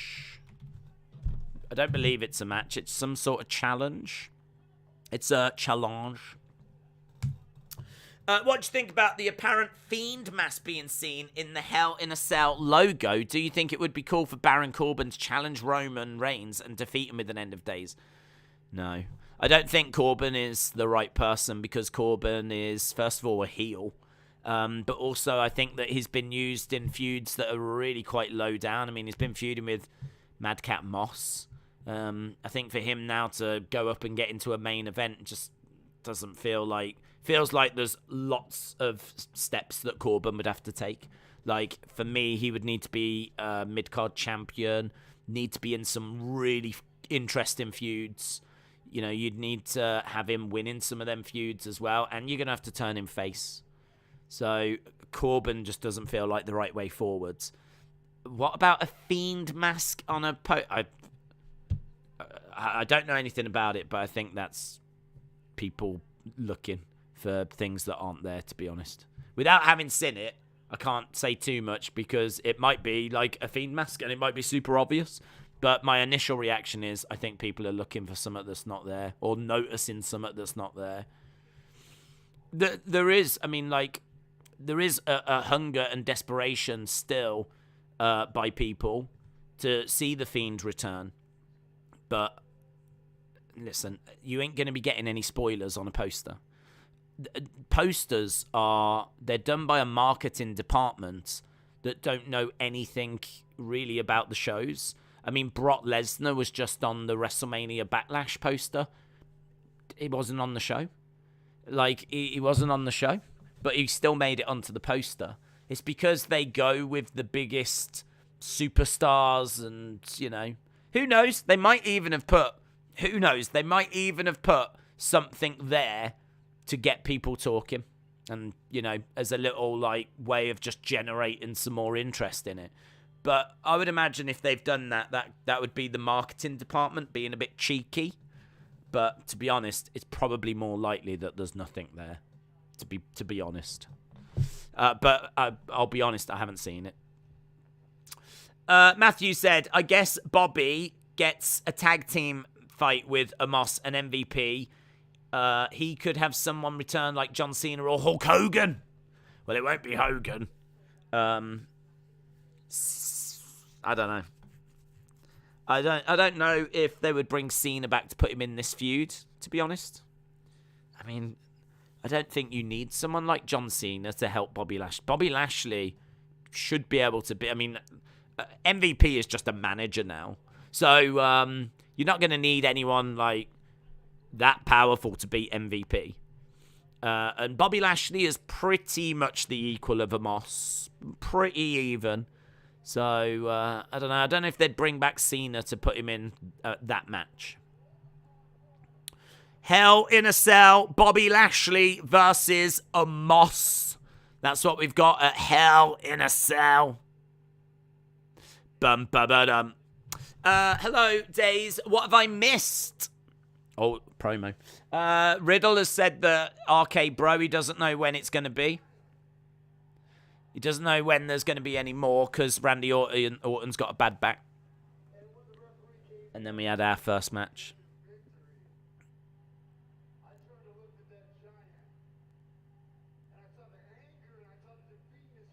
Okay, so Bobby is doing a promo.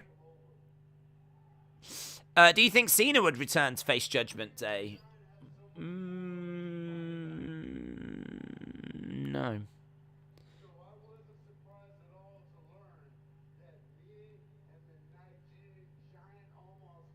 Yeah, they're calling him Nigerian Giant. The only reason I say no is because at the moment, there's two guys in Judgment Day, and there's Finn and AJ. I mean, maybe if, they add another person. But it would depend really who that person is. Right now, no. Once someone new comes in, maybe. Okay, so he's calling out Omos and MVP. Calling him out, bringing him out. Cena is going to face Drew or Theory next, says Austin. The Champions League's final is Saturday, not next weekend. Saturday is next weekend. It's the next weekend. It's weird to face Bobby after all this time, says Shoggoth. AEW fan says, what if Cody wins Money in the Bank and cashes in the night after Mania? Yeah, he could do. He could do. Shinsuke said on Talking Smack he will take Roman's titles. Well, he can try. I don't think Shinsuke will be the one. Here is Omos.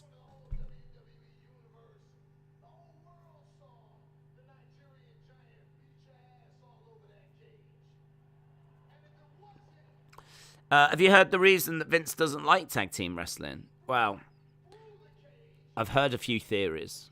One of them is that he doesn't like how much it costs because you have to pay for double the hotels, double the travel. Everything is twice the price for a division that doesn't bring twice the views, which I can understand.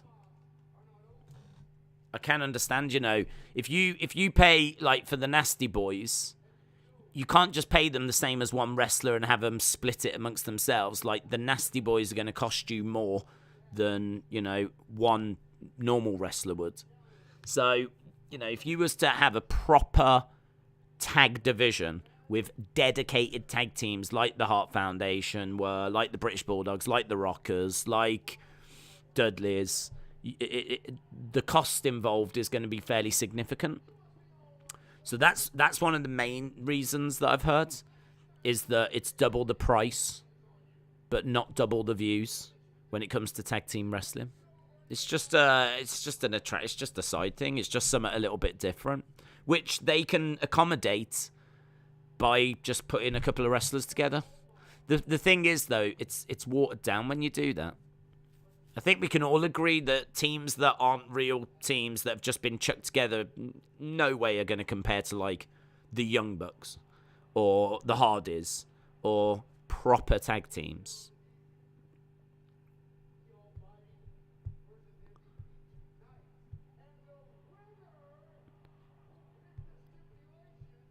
Okay.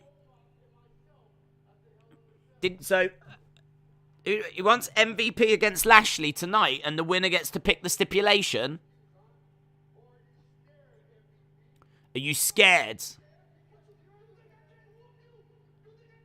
MVP said, "You think I can't whoop you?"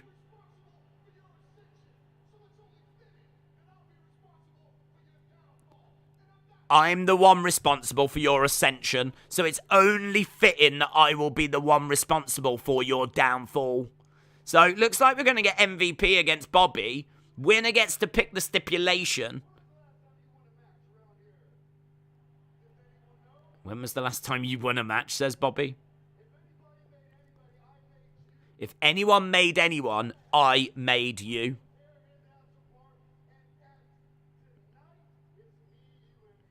At tonight. I think he was about to say at Hell in a Cell, but he had to change it to at tonight. He's like, listen, MVP, at tonight, I am going to whip your ass. Lol.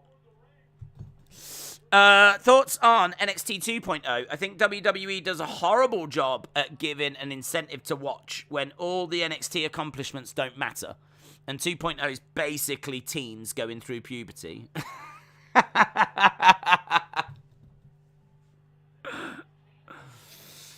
Cora Jade.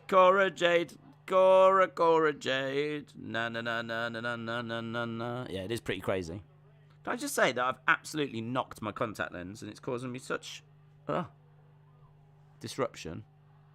Hold on. Barbie. I'm gonna. Oh my god. I'm gonna have to see if I can put this back in. It's gonna be a nightmare trying to do this live.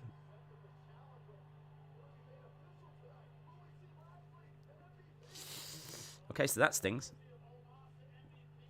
What do I think about it? I think it's nowhere near as good as Black and Gold. I did stop streaming it, but I know that people think I stopped because of how bad it was.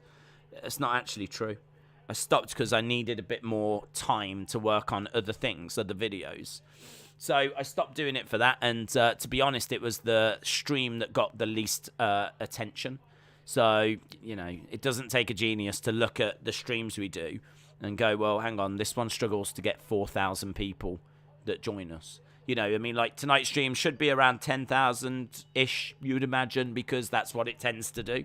Same with SmackDown, tends to be about 10,000. I think AEW tends to be about... Well, there's been a lot of disruption with AEW, in all fairness. That tends to be about 6. But NXT was about 4. So, it doesn't take a genius to go, well, I need a bit more time to work on some other stuff. So, the stream that gets the least amount of attention is obviously the one that you're going to cut, isn't it? The one that you're going to have to stop doing. So that was the reason for it. But, yeah, I mean, the program was nowhere near as good as when it was at Full Sail and Black and Gold. And I think they've, you know, since they've moved away from Triple H's vision of NXT and they've gone more into the Vince vision, I do agree. I think it was a weaker product. What they've been doing over the past few weeks, though, I can't say. I mean, they might have been killing it. I know they've been doing a women's tournament, which actually, you know, sounds quite interesting to me. I'd love to sit down and watch that. But I haven't been watching it, to be honest. I haven't seen it. And honestly, maybe that Maybe that speaks volumes. The fact that because I haven't streamed it, I haven't even gone out my way to watch it. But listen, there's going to be people that, are really enjoying it, and there's going to be NXT fans. And I do wish it all the best. I really, really do. Because when I went to Florida in 2018, one of the things I did, and maybe one of the best things I did, was I went to an NXT house show. I didn't, the TV taping wasn't on when I was there. So I went to the house show, and it was, honestly, it was so good. It was so good. I really, really enjoyed it. I had such a good time. I really enjoyed it. If you get chance to go, wow, it's different now. But like when I went, Undisputed Era were in action. Viking Raiders were in action. Shayna Baszler, Dakota Kai, Io Shirai, they were all in action. Keith Lee was in action. Jessie, that Jessie girl that got cut, she was there. Maybe Boogs, Boogs might have been on that card as well. But those were the sort of people I was seeing. And I was watching them in like a high school gym. Like, no word of a lie, this was like a community centre, high school gym. There was probably about 200 people in that room. 300 people. 400 max. Like, around that ballpark. It was a gym. We were sat on these, like, plastic chairs that get put out in the day and then taken away afterwards. But you could see, like, ropes and basketball nets, and it was a gym. It was a gym, a high school gym type thing, a community gym. And, it was like really, really small. So, to see these stars of tomorrow in a venue that holds 200, 300 people, it's just mind-blowing, man. It's mind-blowing to, like, see Adam Cole and Keith Lee and Viking Raiders and Shayna Baszler and all these people in this kind of a space. I loved it, man. I really loved it. Really, really loved it. So I would recommend going to, and even now I would recommend going, because, you would go to a place that's 200, 300 people and you'd still get to see Bron Breakker, who's going to be a massive star in the future.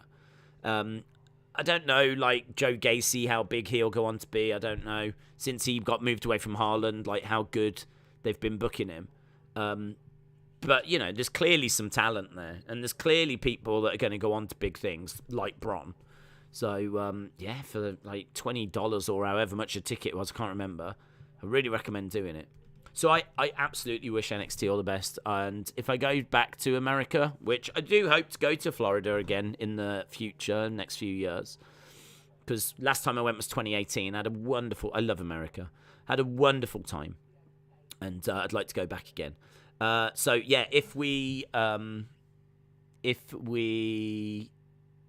I do that, I will go to NXT. I would go to NXT if I went back. Even this version of NXT, I would go to.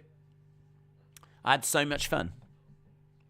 Larry said you went to Florida in 2018 and you didn't call.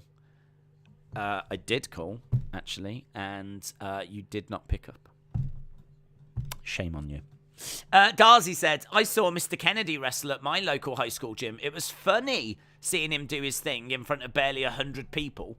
Still fun, though. That's crazy. I mean, we don't have anything like that here because we don't have any promotions of that size. I mean, we have NXT UK, and that's probably the biggest we've got, NXT UK. But, I mean, it's not even as big as NXT. And when I went to a taping of that, and there was more than 200 people. When I went to a TV taping of NXT, they held it at the NEC, which is this big exhibition center, and it was in one of the big rooms. I mean, the room was massive. There was good 500-600 people there. Like, the room was massive. It felt like there was a lot of people that were in attendance as well. This gymnasium felt a lot smaller, a lot more intimate. If you ever get a chance to go, I really do recommend it. I really do. So much fun. What was great as well is that you could meet some of the superstars before. So, by the way, we've just been at commercial break, so you've not missed anything. But there was 3 women that you could meet. I can't remember who. I'm sure I might mention it in a video. So I don't want to get it wrong, but I'll give it a guess. I think one was definitely Casey Catanzaro. That she was definitely one. Another, I think, was Deonna Purrazzo. And then there was another one, which might have been Mia Yim. Or it could have been, like, Kaden Carter. Or it was someone like that. It was 3 women that were at a table. And as you walked in, you could get their autographs on a bit of paper or whatever for free. No cost. It was just like, here's 3 of the NXT stars to meet. And I think they rotate them at different shows. But the one I was at, it was Deonna Purrazzo, Case Catanzaro, someone like Mia Yim, something like that. It's pretty cool, isn't it? For like $20 odd, you get to go to this intimate show and like meet some of the stars. Like, I think it's a pretty damn good deal. Yeah, I was impressed. Let's be honest, not even WWE are comfortable with the Saudi deal. They're getting through 10 years, says James. Bianca deserves the belt. The man has got to sit back, says Anna. World of Sports was big back in the day. That's true. That was very big. Very big. It's funny because, like, I actually spoke to my dad's, like, about wrestling. Just came up in conversation, and he was telling me he used to watch it as a kid. I never knew that. But apparently, like, everyone did. World of Sport was massive. Here's Dana Brooke. I really like Dana Brooke. Here's Becky.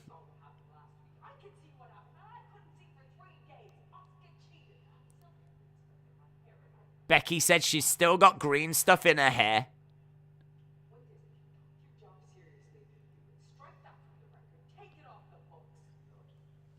If you did your job seriously, you would take that win off the books.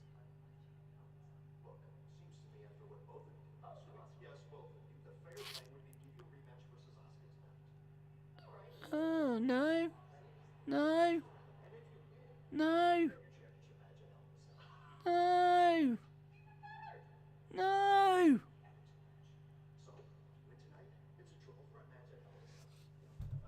Right, so Asuka, Becky, tonight, if Becky wins, she gets added.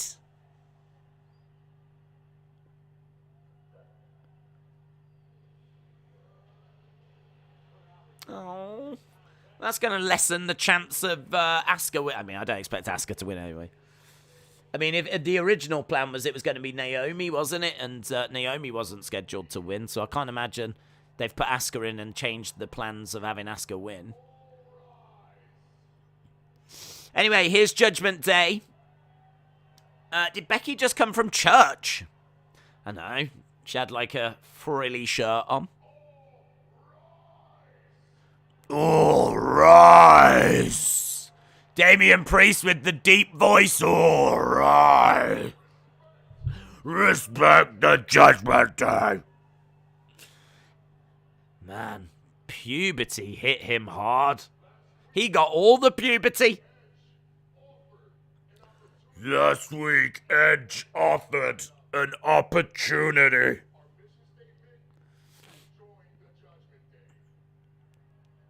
Rhea, Edge, Damian Priest, all in the ring. Purple light. I like this purple light, by the way. This is good. The crowd are purple. The ring is sort of purple, but they are not. It's really good lighting, actually. Imagine if Fiend matches had been this way. That would have been amazing. Imagine if they'd have found a way of doing Fiend matches where the crowd were red, but you could still see the Fiends like this. That would have been better.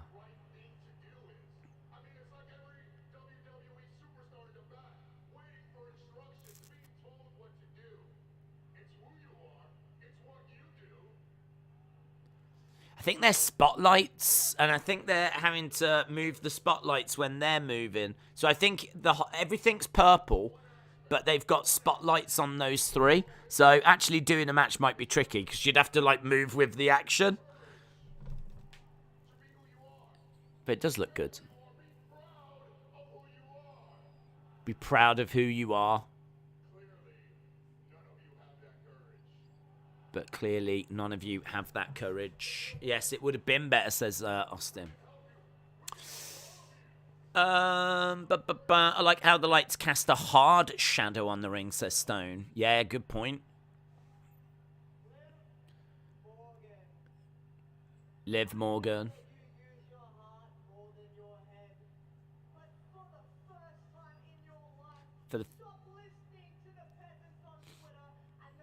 Stop listening to the peasants on Twitter. For the first time in your life, Liv.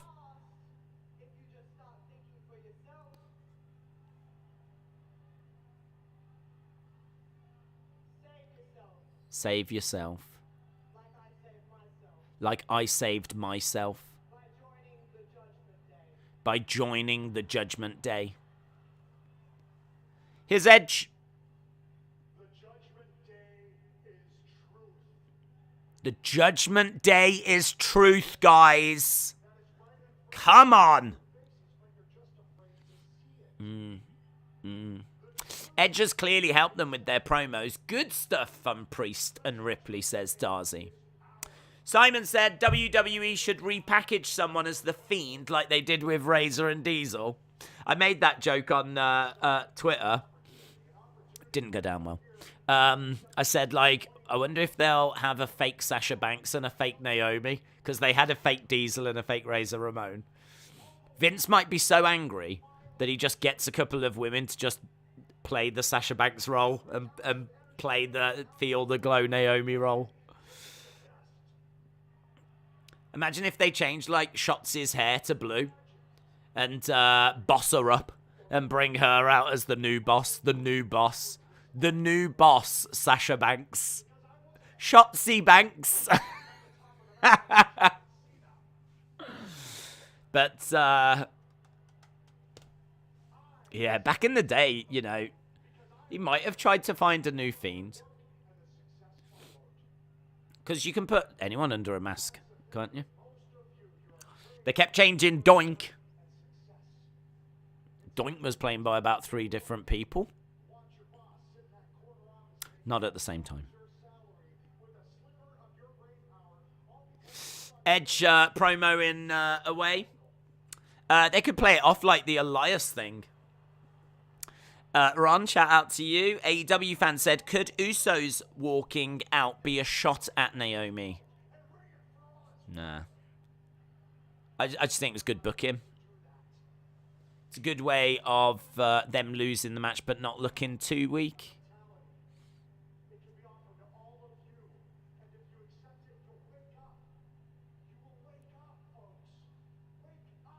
Wake up. Wake up.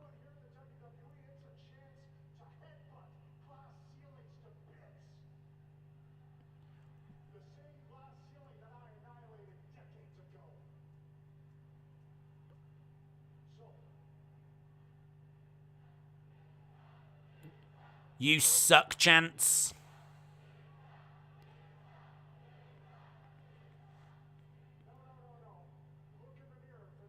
Look in the mirror for that, says Edge. So you suck, Chance, and he says, no, no, no. Look in the mirror for that.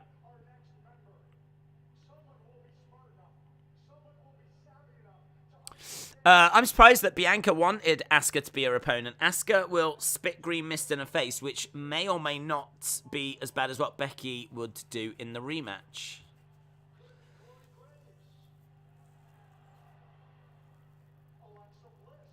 So, talking about new members. Drew McIntyre, Alexa Bliss. Could it be Corey Graves? Liv Morgan. Finn Balor. Big cheer. But what about you, AJ?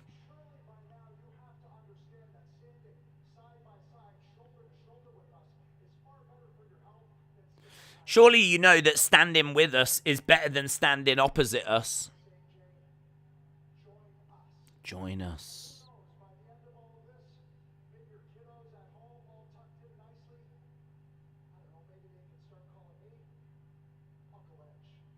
Maybe those kids at home can start calling me Uncle Edge. The choice is yours, AJ. Choose wisely.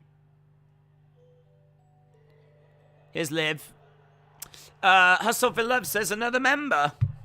Yeah, they've been quite vocal about adding another member. I don't know when that happens or who it's going to be. I know there's a lot of hope and rumor that it could be Finn, which I think would be really fun. Whether it does actually go that way, though, we'll have to wait and see.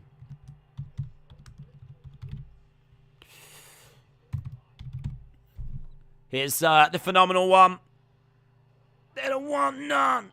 They don't want none. They don't really want none.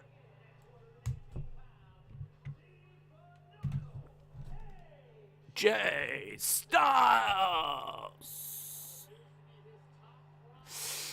I figured it out. Judgment Day is the WWE version of Dark Order. They don't want any. They don't want any. They don't want any. We've got many, but they don't want any. What do you think about The Undertaker joining Judgment Day? Yeah, bucket. As the true leader, cuts promos on the Titantron. Oh, you mean as like a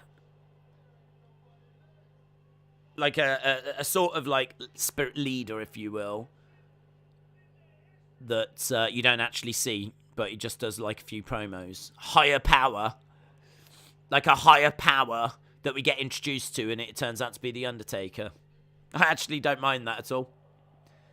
I mean, you couldn't have The Undertaker as an active competitor, but if you was going to go down the road of making him like the higher power, the only thing I would say though is that I think Edge has very much been positioned as the leader, so you would need to really tell the story about how he got the idea from a higher power, or however you want to word it.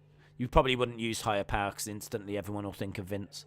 But you'd have to start dropping in that, wouldn't you? And start talking about this mystery person. And then, yeah, you could reveal it to be Undertaker. It would be pretty cool. Why not do it themselves? I can make a female version of myself, says William. Hello, William. Imagine a universe where AJ Styles is tag teaming with Liv Morgan. What a wild time to be alive. Tim said Naked Midian should join the group. Naked Rikishi should join the group. Naked Yokozuna should join the group. Naked Hornswoggle should join the group. British Samplepank says, now WWE is in panic mode for women's tag teams. What's the bet-in that they have Liv Morgan join Judgment Day just so that she can team with Rhea again? I don't know that they're in a mad scramble, to be honest. I think that they have got Doudrop, and I reckon you need, 4 women's teams? Like, you could do semi-finals and then, like, winners go through to a final. I don't think... When they say tournament, I don't think it's going to be anything that big. Could just be, like, you know, these 2 teams going up against each other, winners go through to the final, and then these 2 teams going up against each other, winners going through to the final. So, you can get away with just that. And so, you need 4 teams. So, let's say the minimum you need is 4 teams. So, Doudrop and Nikki would be 1 team. Natalya and Shayna would be another team. And then you're going to need to find another 2 teams. Because you have just split up Liv. You obviously have just lost Naomi and Sasha. You could probably do something with Aaliyah. You could probably do something with Raquel. I mean, you probably are going to have to form a couple of teams. I'm just trying to think if there's any other active team that I'm forgetting about.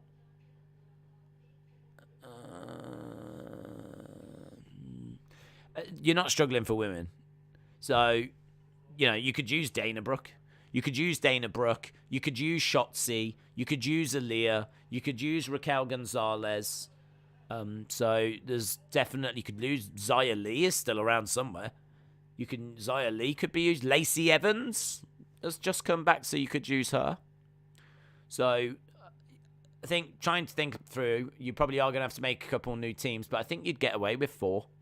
And then, like you just do, as I said, 2 going off into a final, other 2 go off into a final, and then you've got, your new champions. Who actually gets the belts, though?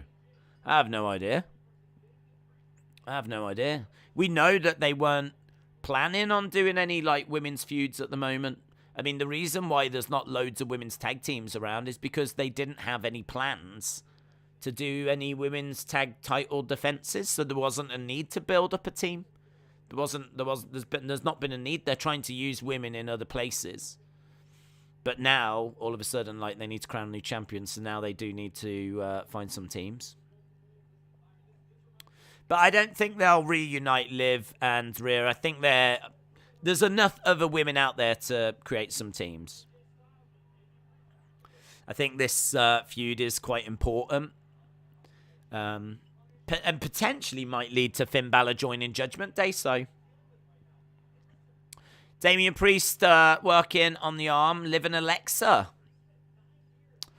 Carmella and Zelina are no longer a team. No, that's true, but they could rejoin. Couldn't they? They could rejoin. I didn't mention those 2. I don't think there's anything stopping them.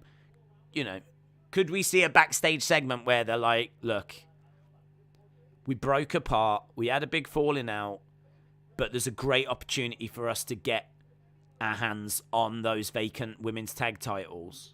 So, I could see a backstage segment where they have that conversation and reunite them 2 as a team. So I don't think either of them are doing anything at the moment.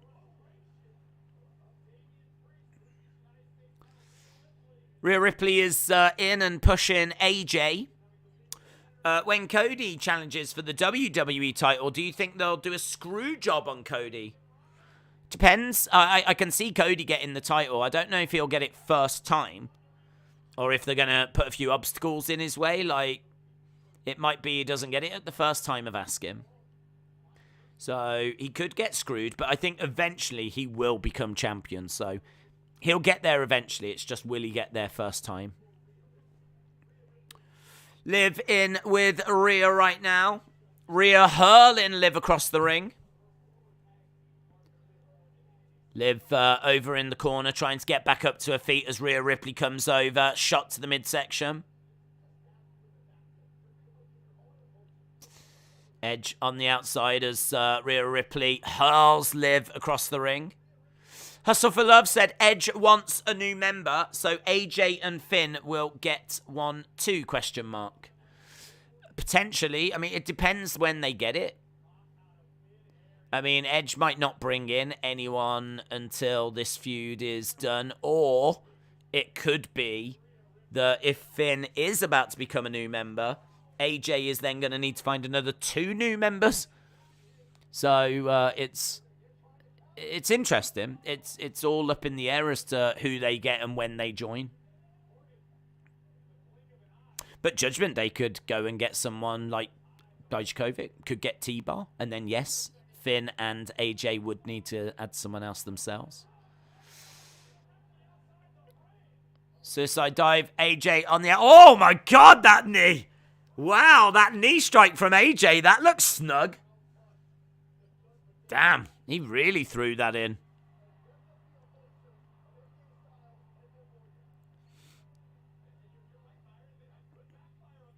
Rhea Ripley and Damian Priest on the outside. Liv Morgan rolls out the ring where I thought we were about to go to commercial break. It felt like that's where we were about to go to commercial break. AJ and Liv to sweet each other. Liv goes on the outside, grabs Rhea Ripley, brings her into the ring.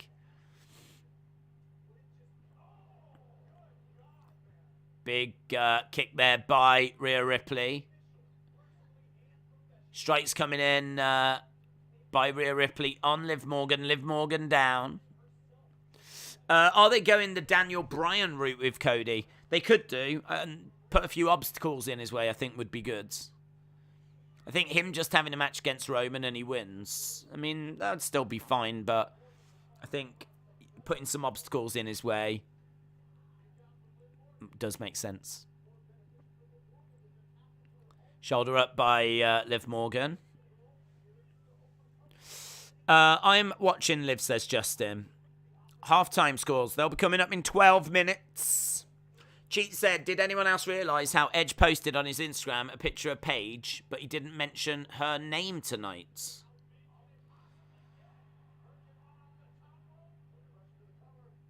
One, two. Is that the only one? I mean, I don't think there's anything to that, but it might be interesting if that's the only name, you know, because he did mention Corey Graves. And he did put a few pictures up, so if he didn't mention Paige, it's interesting. You might have just forgot. AJ going into the corner. What happened to the info cards that appeared during entrances? I know. I don't know. Don't always do them. At least we got to enjoy Livs when we saw it, so at least we got that. We've got the memories, and they will live on long. Can I just say, I don't like Rhea Ripley's ring gear for one very strange reason. It's because it's got like a pumpkin kind of face on it. It's got like this face on the front. And it really feels to me like that is Halloween-themed attire. Like, I look at her ring gear of like this pumpkin smile that's on her ring gear, and I keep seeing it, and I keep thinking, like, it just doesn't feel right. That should be for Halloween. So I've got issues with Rhea Ripley's ring gear. And also, Liv Morgan has got eyes on her boobs, and it's very distracting. It's very distracting. Because if you look at the eyes, you're basically staring at her boobs, and it makes me feel like a pervert. So the ring gear tonight is a whole heap of problems. We are about to go to commercial break. Justin said, I just want Damien to get the matching haircut, and then my life will be complete. TNA Styles against WWE Styles. I never watched TNA Styles, so I can't comment, I'm afraid. Cannot comment about TNA Styles. I like WWE Styles when he first arrived. I think the past couple of years have been ropey. Pretty much since the Boneyard, actually. Boneyard was good. Bit strange that he lost it, but good. Very good. And then since then, like, it's just not been great, has it? A lot of that time he was with the Moss, and that really wasn't great. So, yeah, I kind of feel like we need to get him back into a good storyline, but that's where we are now. He is in a decent storyline with this Judgment Day stuff. I think this is pretty good. What about Sarah Logan returns? Oh, I like that, Brian. I like that. I could vibe with that. Reuniting 2/3 of the Riot squads. I'm into that. The only downside is that they were named after Ruby Riot, and she's obviously in AEW. So, you know, people might wonder where she is. But I do like it. Naomi versus Sasha in a bra and panty match, and loser gets fired, says DFS Chief. Yeah. You should put that suggestion on Twitter. I think it'll go down very well. I think you will get so many likes and a lot of support for that proposal. Hustle for Love said Edge equals Chris Jericho on Raw. He's doing good. I really don't mind Judgment Day. I think some of the stuff they were doing was like, oh, not sure about it. I think adding Rhea Ripley was definitely a step in the right direction. The lighting, I think, looks really good. The fact they're talking about adding another member gets you speculating as to who that could be. And yeah, I think there's a lot of positives. What they need is to look strong, dominant, winning feuds, helping each other. It's just going to take a bit of time, but we've got some good pieces here in this puzzle. We've got a pretty sexy looking jigsaw at the moment, so I'm into it. Right, we're back. Do you know what? I've only just noticed I haven't even properly put the match on. I've just got AJ Styles and Liv Morgan versus Priest and Ripley. Lol. Do you think someone like Liv could feed off AJ and Finn Balor's star power? Maybe feels like she's moving up a level. She is someone that is going to benefit from being in this, yes. I mean, she's massively popular anyway. And putting her in there in this feud, getting her on TV, and not just in like a one-off match that no one really cares about. Like, there's something to care about here. Because we're seeing the formation of an interesting new faction. And, these are the people that are trying to take it down. So she's in a meaningful feud, surrounded by incredible talent. I mean, you look on the outside of the ring, you got Edge. You look over the ring right now, you got Rhea Ripley. In her corner is AJ Styles. Finn Balor's involved as well. Damian Priest, obviously. Good talent. I mean, it's just dripping with great talent everywhere. So, yeah, she's massively going to get a big, big boost from this. Here's AJ running round, throwing in some shots on Edge. Damian Priest is coming round. We've got fighting on the outside of the ring. Raw has been very good, says Davids. One more Judgment member is enough, says Delwyn. I agree. Laxman said, God bless WWE superstars. God bless all the fans. Mason said, I don't think Finn would betray and switch teams. He did that in NXT with Undisputed Era. Rhea Ripley gets the pin and the win on Liv Morgan. Judgment Day have got the job done. Edge interfering. He helped get Rhea Ripley's foot on the rope. So there we go. Edge standing over Liv, saying a few words to Liv. AJ rolling into the ring. He's throwing a few shots at Edge. Edge goes down. Damian Priest. Balor surely coming down. Gotta think we're going to be seeing Finn Balor. Edge throwing in some big shots on AJ. Where is Finn Balor?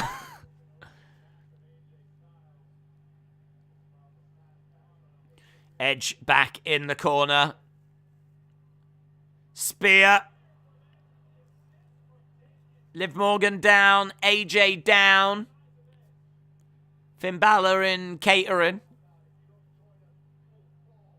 Look, Liv trying to get over to AJ. She gets kicked in the face. Lol. Rhea Ripley grabbing Liv. Looking for the riptide. Damian Priest has got nothing to do. Where's Finn? Where's Finn Balor? He doesn't care about them. Perhaps he's already joined or something. I don't know. There it. Oh, that woman's not happy. There's a woman in the front row. She's like, ah! She is not a fan of what Judgment Day have done there. Not a fan at all. Finn has gone back to Norwich. Why has he gone to Norwich? He's not from Norwich. Raw is great and is going to be great, says Hustle for Love. WWE have announced Crown Jewel will take place on November 5th. Thoughts? I think the Saudi shows have been bad, says Hoff Sports Media. To be honest, wasn't it was it Crown Jewel last year that was really good? There was a Saudi show at the end of last year that was really good. We got Seth Edge in Hell in a Cell, which was really entertaining.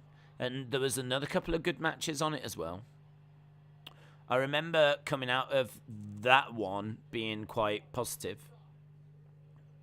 I think it was the best one they'd done so far. I think, yes, there have been some rubbish Saudi shows. Rubbish. I'm not disagreeing with you at all.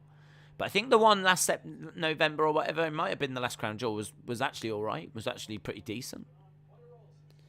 So, look, they're in an agreement. These shows are going to happen, aren't they, for the next few years? So, just got to hope that it's going to be good. Here is The Miz. Never trust a man with a neck tattoo.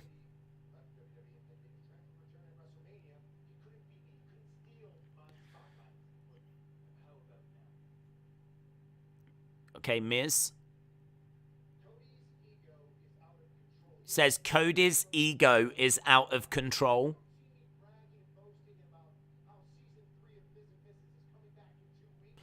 You don't see me bragging and boasting about how season 3 of Miz and Mrs. is coming back in a couple of weeks.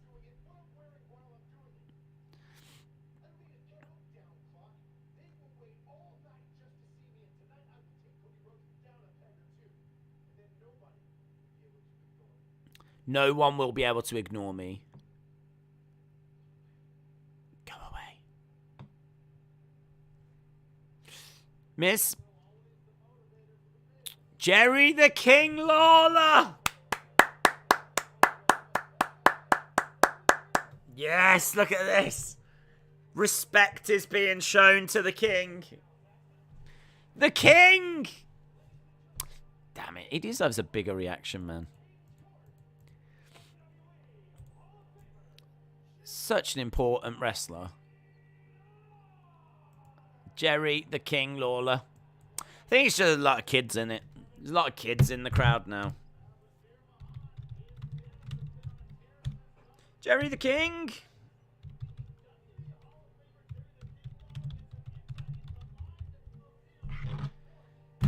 Dun, dun, dun, dun, dun, dun. Here's an advert for Ms. and Mrs. Living the dream.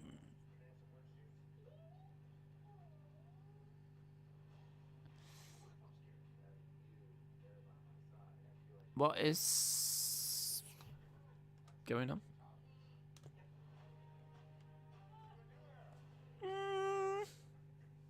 I would probably watch that, to be honest.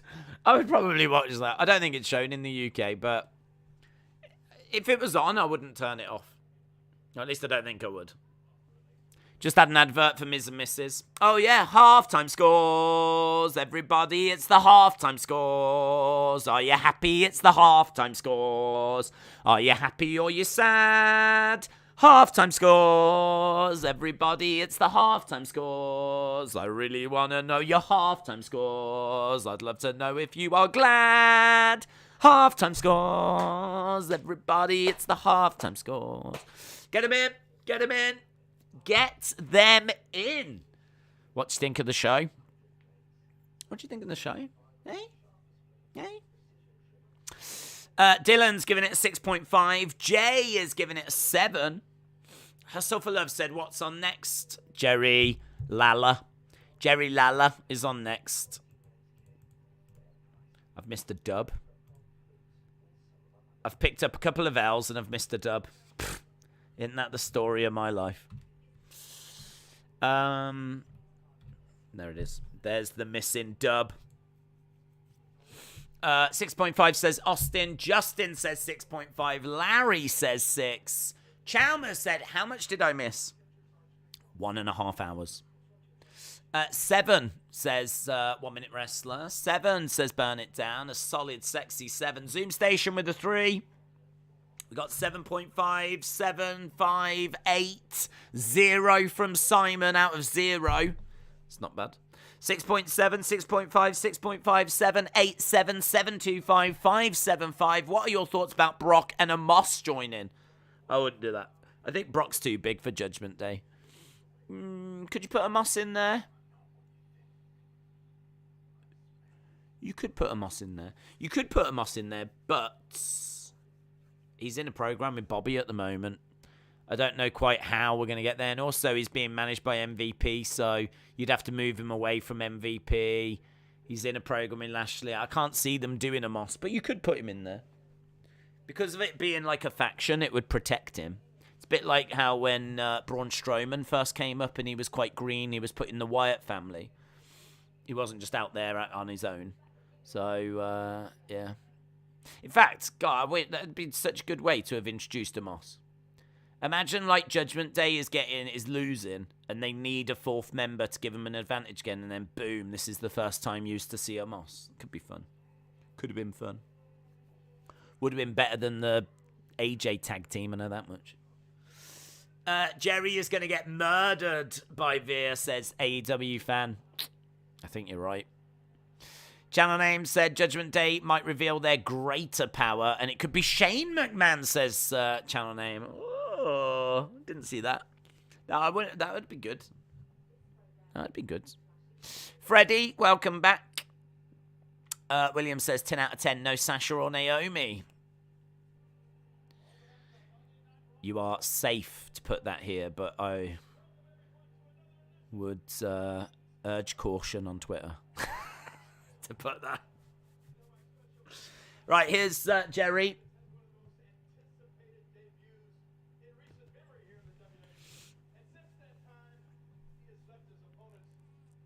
Jerry has got a throne in the ring, a red carpet. He's got the crown in his hand.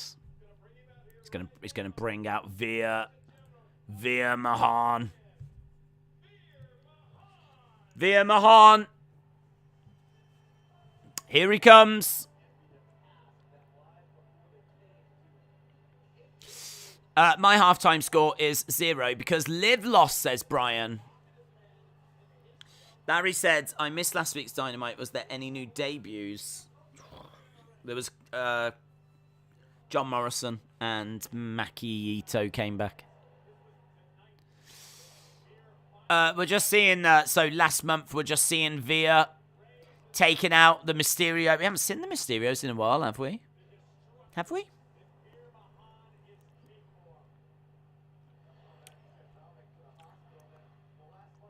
Last week. Oh, they came back last week.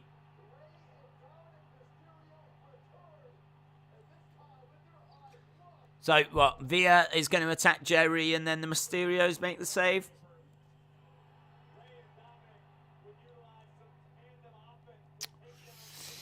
Veer will kill him, and that's the end of the match. Crown Jewel promotion. Why would the King come out to talk to this guy?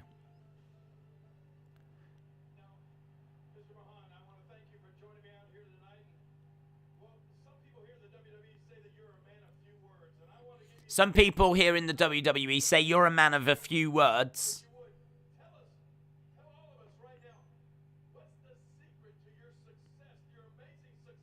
What's the secret to your amazing success? Veer stares at Jerry.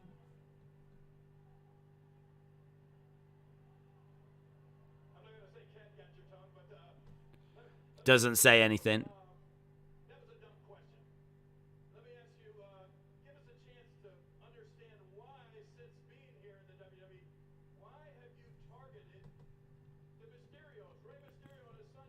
Why have you targeted the Mysterios? So he's asked him one question, not got a response. Jaden said, how is Survivor Series going to happen if Roman has both titles? I don't think he'll have both by the time we get to Survivor Series.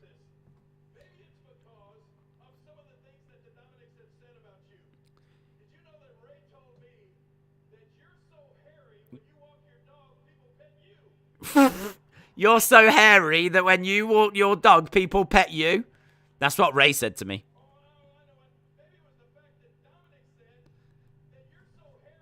You're so hairy.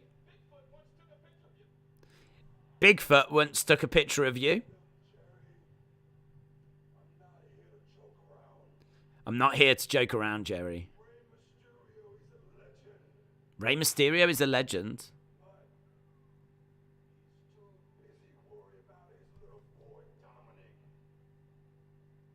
But he's too busy worrying about Dominic.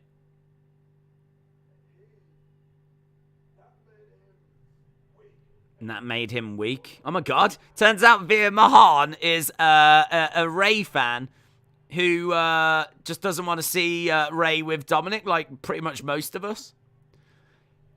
Veer Mahan's a face.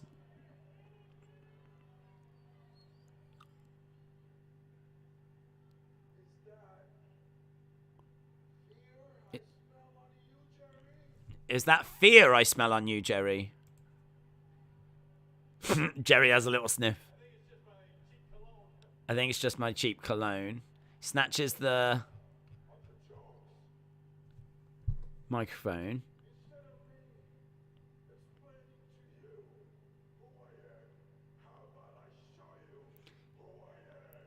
Instead of me explaining to you who I am, how about I show you who I am?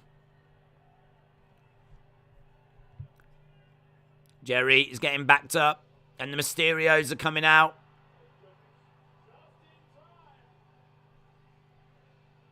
So here comes Rey and Dominic. Does Veer have a TTR tattoo? I haven't seen... Has he got any tattoos? He does have a chest tattoo. Rey getting... Oh! Almost a botch. I mean, it was a bit of a botch, but he tries to throw Rey into the ring. Rey gets caught on the top rope, kind of then falls down, and so he rolls him in.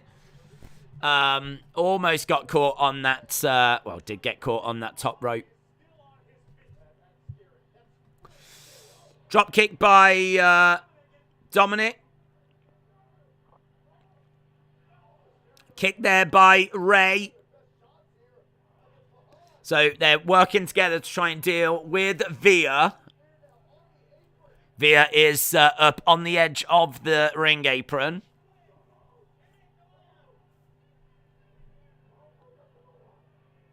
That's why they don't let Veer speak, because of his voice, says Cosmic Tron.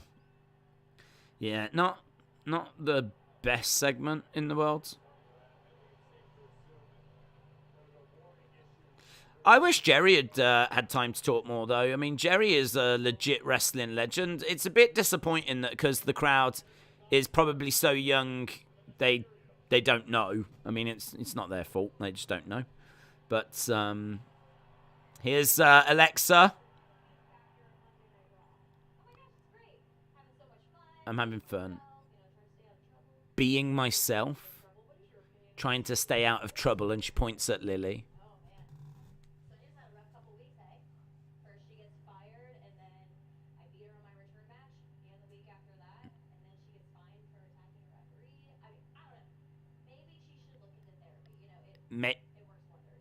Maybe she should look at in therapy. It works wonders.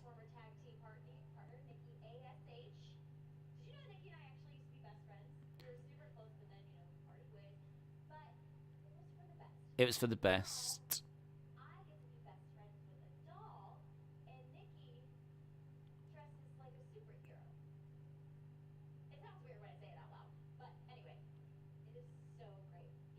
It's so great being back, says Alexa. Okay, so Alexa making her way out.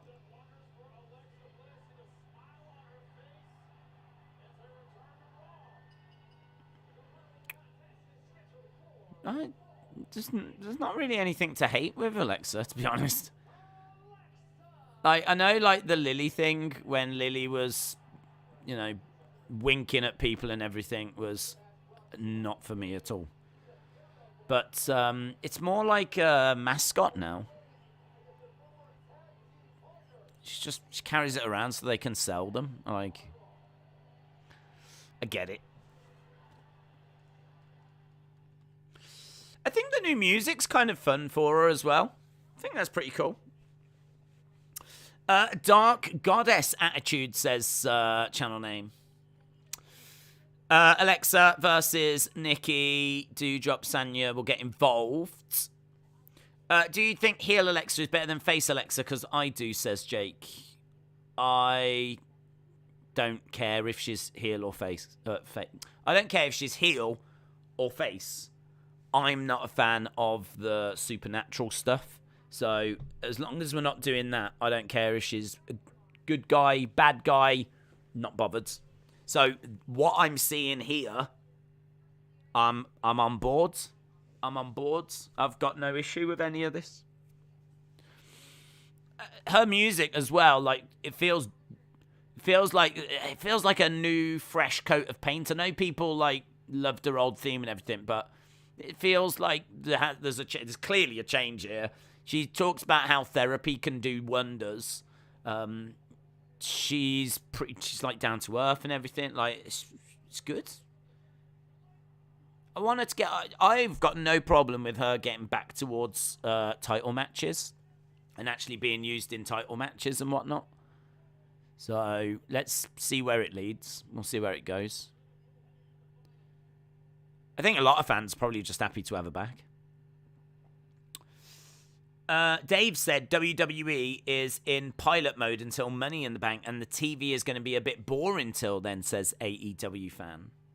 Huff Sports said, thoughts on Dominic going to NXT to get involved with Legado del Fantasma, Ray being upset with him being involved, and then Escobar tells Dominic he's going to have to make a choice. And then Dominic turns heel. Well, I mean, it sounds interesting. If he's going to join Legado del Fantasma, it sounds interesting. I think moving him away from Ray is good. I think that Dominic is someone that needs to find his own identity because he's not Rey Mysterio. Rey Mysterio is his dad, and he isn't Rey Mysterio. And actually, a lot of the things that make Rey special don't apply to Dominic. So you can't be Rey Mysterio if you're not Rey Mysterio. Like, Rey Mysterio is small, and him being undersized in you know, the wrestling world automatically makes him vulnerable and makes him an underdog. Whereas Dominic is much bigger than his dad. You know, he gives his dad piggyback rides down to the ring, which is just strange. But you know, Dominic is obviously much bigger than his dad, and so that doesn't apply. I also think the fact that Rey is from Mexico and is like really one of the greatest luchas of all time. Like, his mask is so iconic. And the feuds that he's had and what he was able to do, like, he was, you know, where you had like Dynamite Kid and Owen Hart, and you had Jushin Thunder Liger, and you had, you know, Tiger Mask and people like that were, you know, setting the stage in the 80s. In the 90s, that was then brought over and like developed on by the likes of Eddie, by the likes of Rey, by the likes of Jericho, Benoit. They all kind of, you know, built upon that and, you know, set the standard. I mean, that Halloween Havoc match between Rey and Eddie is one of the all-time great matches. And Dominic doesn't have any of those moments either. He doesn't wear a mask. He's not an iconic luchador. He's not a small guy like his dad. Dominic has got to find his own identity. He's got to forge his own identity. So I think moving him away from Rey would be probably the right way forwards. I understand why they put them together, but I would move them apart now. Here is Nikki. Nikki ASH. She's got Doudrop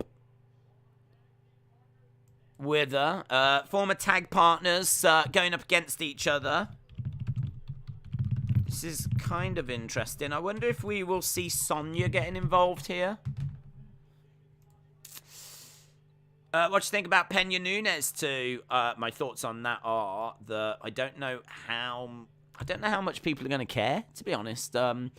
Because I think people are expecting Nunes to get her belt back. I think there'll be more interest in it because there's probably a bit of intrigue of will she do it. But I must admit, it still doesn't feel like a massive deal. They're trying to make it feel as big as possible. I mean, they're doing the whole Ultimate Fighter build to it as well, so I'm excited for it. But is it going to do crazy pay-per-view numbers? I don't think it will. But I expect Nunes to get her belt back. I mean, she's the better fighter. It's just that I think pride kicked him. She was standing and striking, and she was losing that striking battle.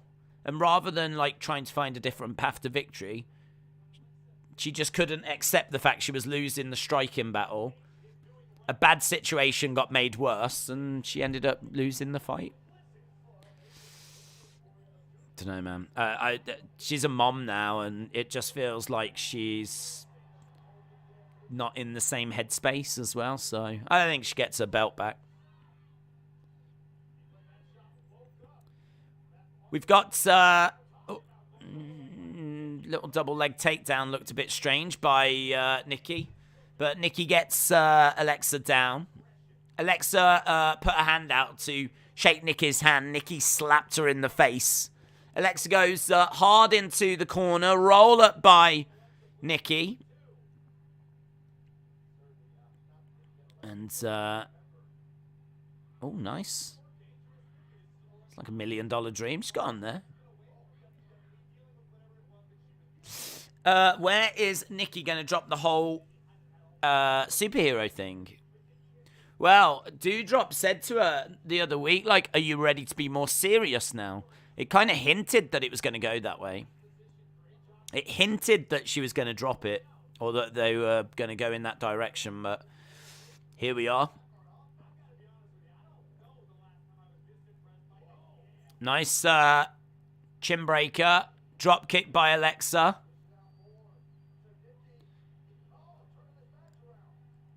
Nikki down.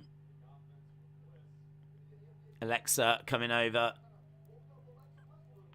Grabbing Nikki. Nikki getting driven. Drives Alexa back to the corner. The handshake makes me remember SummerSlam, says Roblox. They've been teasing Cora Jade and Roxanne Perez as a team. Could they be called up? God, no.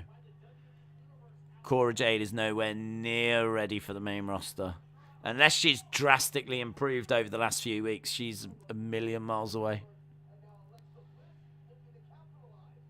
From what I was seeing of Cora Jade, she didn't even seem ready for NXT. Alexa up top. Twisted Bliss. 1, 2, 3. And Alexa gets the 3 count. Alexa with Twisted Bliss gets the win.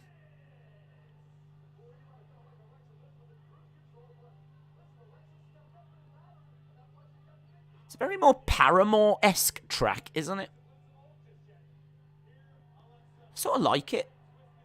Jaden said, what will they do? Survivor Series, Roman got both. I answered that, but I said, I don't think he'll have both by the time we get to Survivor Series. I think Money in the Bank will have meant that he will have lost one. I think someone will have cashed in on him before we get to Survivor Series. If we get to Survivor Series and he's still got both titles, then it'll probably be a case that he'll pick a challenger of his choosing, or Adam Pearce will find a number one challenger for him or something. So, but I don't expect him to have both belts by Survivor Series. Zachary said, will you stream the World Cup? Yeah, I've got every intention to do it. That is not till the end of the year. We won't do it on this channel. We'll do it on the Football Days channel. There is actually a second channel. Well, there's 3 channels. We got the Wrestling Escape Pod as well, which is tomorrow. Big episode tomorrow, which I'm looking forward to. Here's Seth freaking Rollins. But yeah, World Cup is on my agenda. But that's not till November.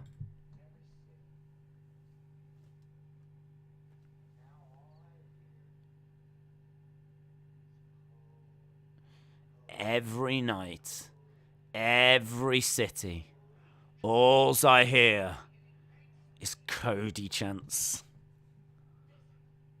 And he says, and that makes me physically ill. It's Cody this, it's Cody that, it's Cody here, it's Cody there, it's Cody everywhere. There's even a countdown clock for Cody. There was last week. We haven't seen it this week. Where does it stop? Where's the countdown clock for Seth freaking Rollins?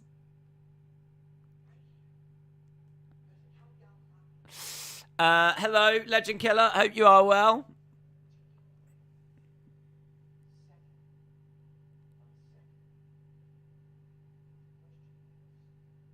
Question is, what happens when the clock strikes 0?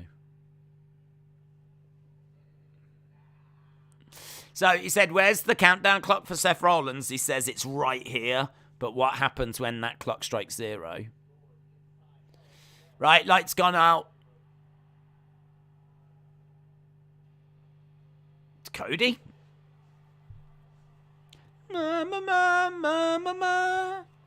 Guess they stopped interviews in front of the crowds. Oh, yeah, we haven't seen one since, have we?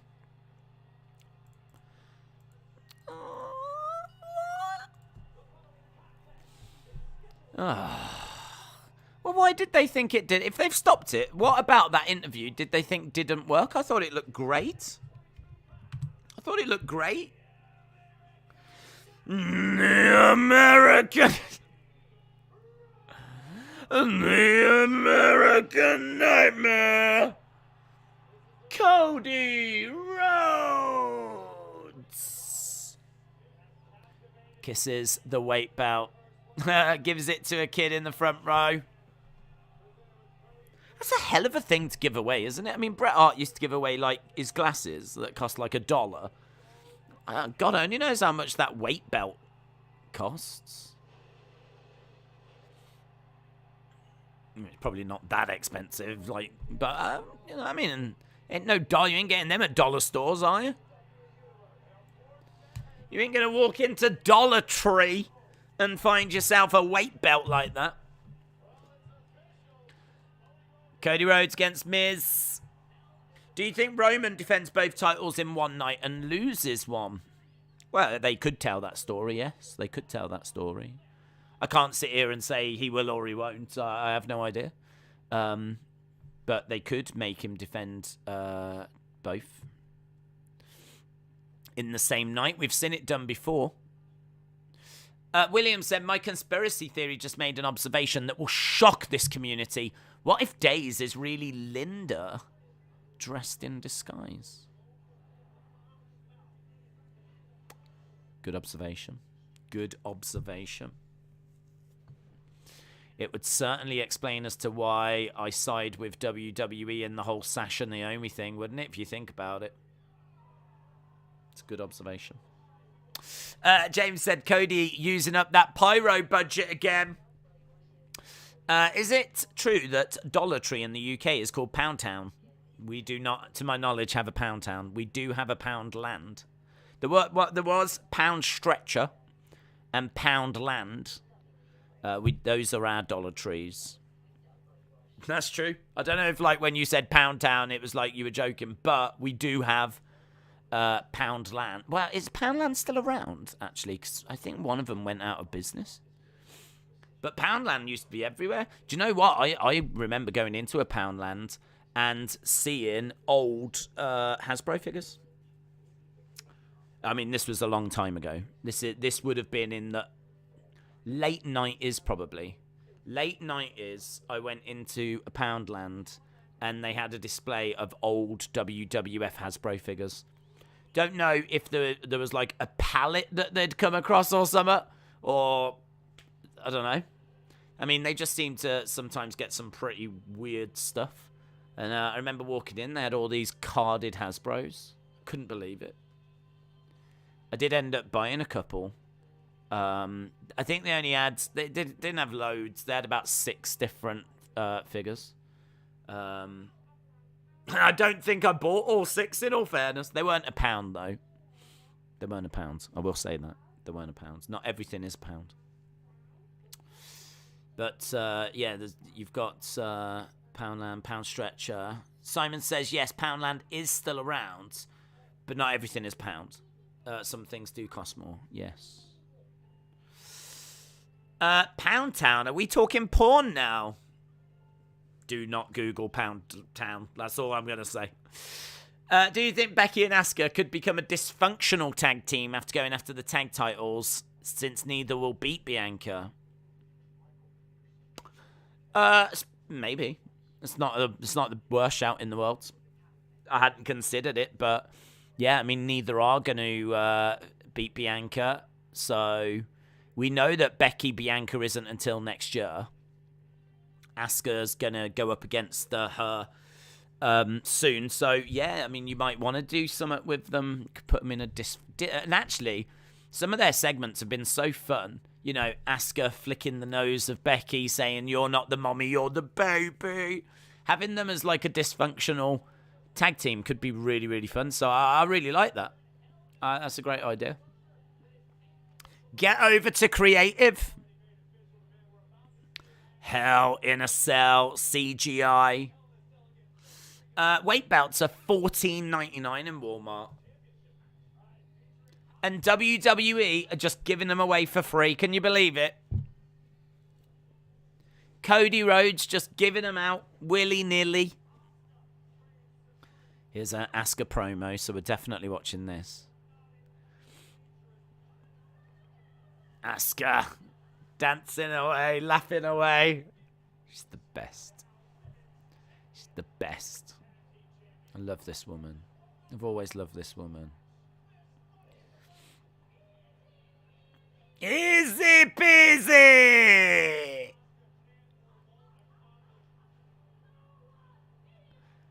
No one is ready for Asuka. That's a cool video package, man. That's fun. There she is!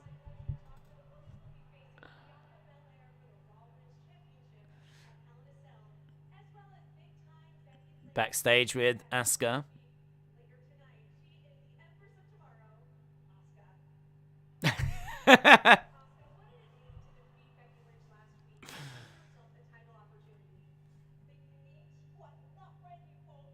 Becky Lynch was not ready for Asuka. She was too busy crying.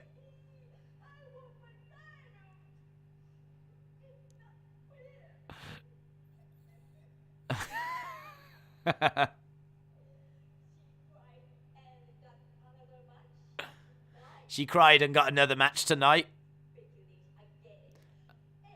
I will beat Becky again.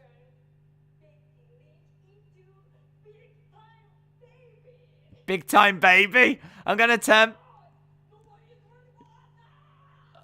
Because no one is ready for Asuka. God, she's so damn entertaining. Even as she walks off, she's like shuffling off sideways like this. It's just like everything she does is just so entertaining. When she gets introduced at the start, she's like... And then she like walks off shimmying off sideways. It's like... Man, she's so much charisma. Oh. I'm simping. I'm simping, guys. I'm simping. I'm simping. I'm a simp. Asuka rules. Big time, baby. Are you enjoying the show? I am, actually. Yeah. James said, can you download the Cesaro Swing Set Playground Builder? They've just added Sheamus and Cesaro Monkey Bars. Sounds amazing. John said, where is Poundgate, England? Is that near you? I have never heard of Poundgate. I believe there probably is a place called Poundgate. It sounds like a place. Poundgate. Is a hamlet in England. Poundgate is a hamlet in East Sussex. So it is a place that exists. But East Sussex is like right down the bottom of the country. So bottom east is where Sussex is. I am middle west. I'm sort of snuggled up to... I am in England, but I'm kind of near the Welsh border. It wouldn't take me too long to pop into Wales. It's probably about 20 minutes down the road. I mean, there's no actual border. Like, there's like, you can just cross freely. It's not like people checking your paperwork or anything. Because, I mean, people check, obviously, if you go from, like, USA into Canada or Mexico into USA. But going from England to Wales would be the same as driving from Florida into Georgia, which I think are connected. I'm not sure. Florida to South Carolina. Maybe. Florida to Alabama. I don't know. I feel like they're all around the same area. But, yeah, basically going from state to state. You can do that, and no one's checking your papers, are they? So, yeah, it'd be the same to go from, like, England to Wales. Or England to Scotland. Exactly the same. So, yeah, that's only about 15 minutes down the road. So, no, I'm nowhere near Poundgate, unfortunately. In fact, I would say that's probably one part of the country that I've just never really spent any time in. If ever I go to that part of the country, I go as far as London, and that's it. But really, you'd have to go through London to get to, like, that part of the country. I've never really been around that area. It's where, like, Dover is, isn't it, and all of that. What about Toxic Attraction turning up in this tournament? Maybe. I mean, if they are, if Sasha and Naomi leave WWE, which, you know, there's a real prospect of that happening, then they might look to replace them with a couple of female stars from NXT. Dropkick by Cody. We are underway with Cody against The Miz. And we are also into the final hour. Cody versus The Miz. But do you think Alexa does this babyface act for a while? Maybe Doudrop, Zelina, Carmella next, eventually turn heel and feud with Bianca. I wouldn't turn her heel. I think she's come back. She's got that kind of quite fun music. I think Lily Doll's selling in the thousands. She seems to be, she's got a smile on her face, seems to be enjoying what she's doing. She's just got married, which everyone knows about. I wouldn't turn her heel. Looking for a bow and arrow, but not able to get it. Miz rolls over, went for a pin. I don't mind her feuding with people, though. Build her up. I think she is... this is a bit botchy, man. This match is actually a little bit botchy. Miz gets pushed into the corner. Knee to the midsection. Cody throwing Miz against the ropes. Knee straight to the midsection. It's just been a couple of moments that just have not really paid off.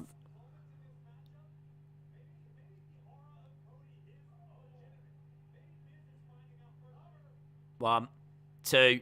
Corey Graves is trying to explain it on commentary by saying that maybe, like, you know, Miz is intimidated. Maybe, like, the horror of Cody is real.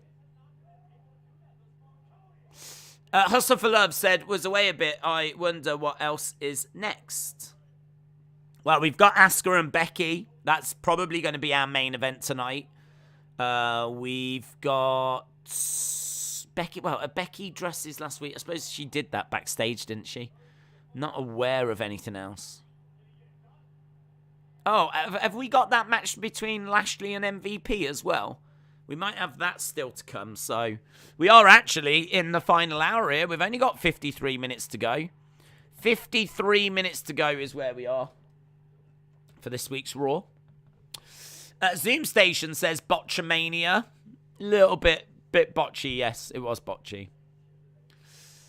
There is a discount store in Otley called the 20p store where everything is 20p. Wow. I've never been in a 20p store. What the hell are they selling for 20p? That's how are they making any money on that? Unless they're selling individual grains of rice for 20p. 20p in this day and age ain't getting you much. I've never heard of a 20p store. Matt said, I read that Alexa Bliss will be a face for a while. I can't see her turning any heel anytime soon. British Soundball Prank said, unless there's a reason in the finish, I'm not sure why we're getting this Cody Miz match. Hustle for Love, shout out to you. I always wondered what botch now I think I understand. Botch is just where, like, you don't execute the move correctly. I mean, wrestling's weird, isn't it? Because they're working together to, like, you know, go through different moments and perform different moves. And if that move isn't executed properly, then it's regarded as a botch. It's called a botch. And there's just been a few of them that have just been a bit off. As Ernie Ladd would say, Miz, you're stealing from the promoter with the match you're putting on. Ernie Ladd. I bought a new garage for 20p, said JDEMEC. That's a good deal. From Middle Georgia, it would take me a couple of hours to get to Florida. You are right, though. They are connected. Come on! Yes.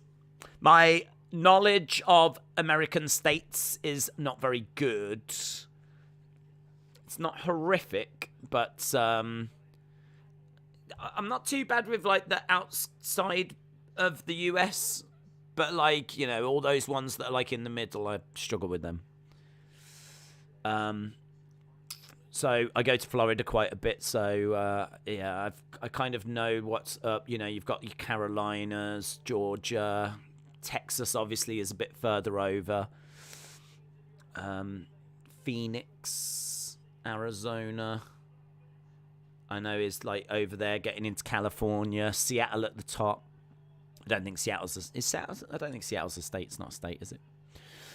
So I sort of got a rough idea of, like, where big key cities are and where certain states are, but oh god, there's probably elementary school students that have got a drastically better knowledge than what I do. Shout out to them.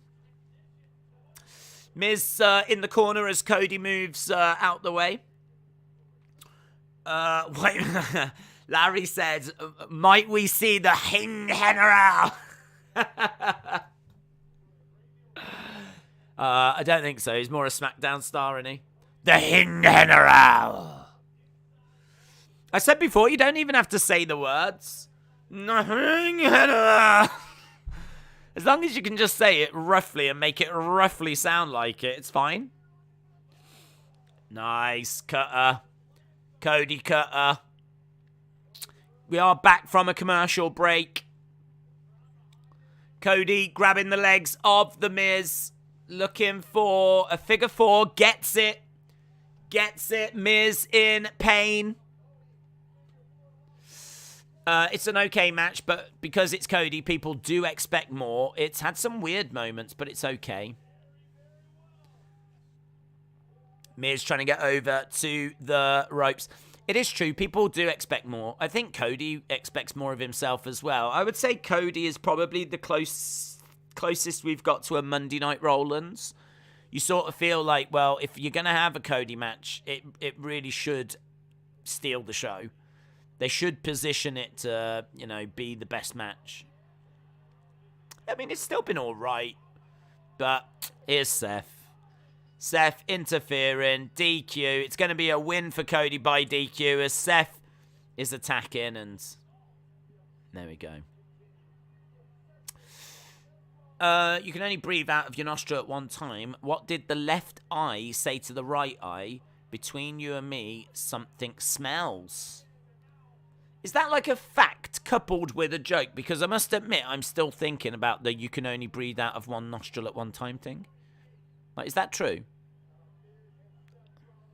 I don't think that's true, is it? Is that true? I don't even know if that's true.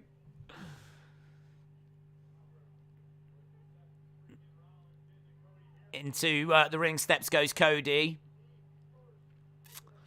I would Google it, but I am watching this beat down at the moment. Cody hurled into the ring steps. Miz and Seth working together. Boos for Seth.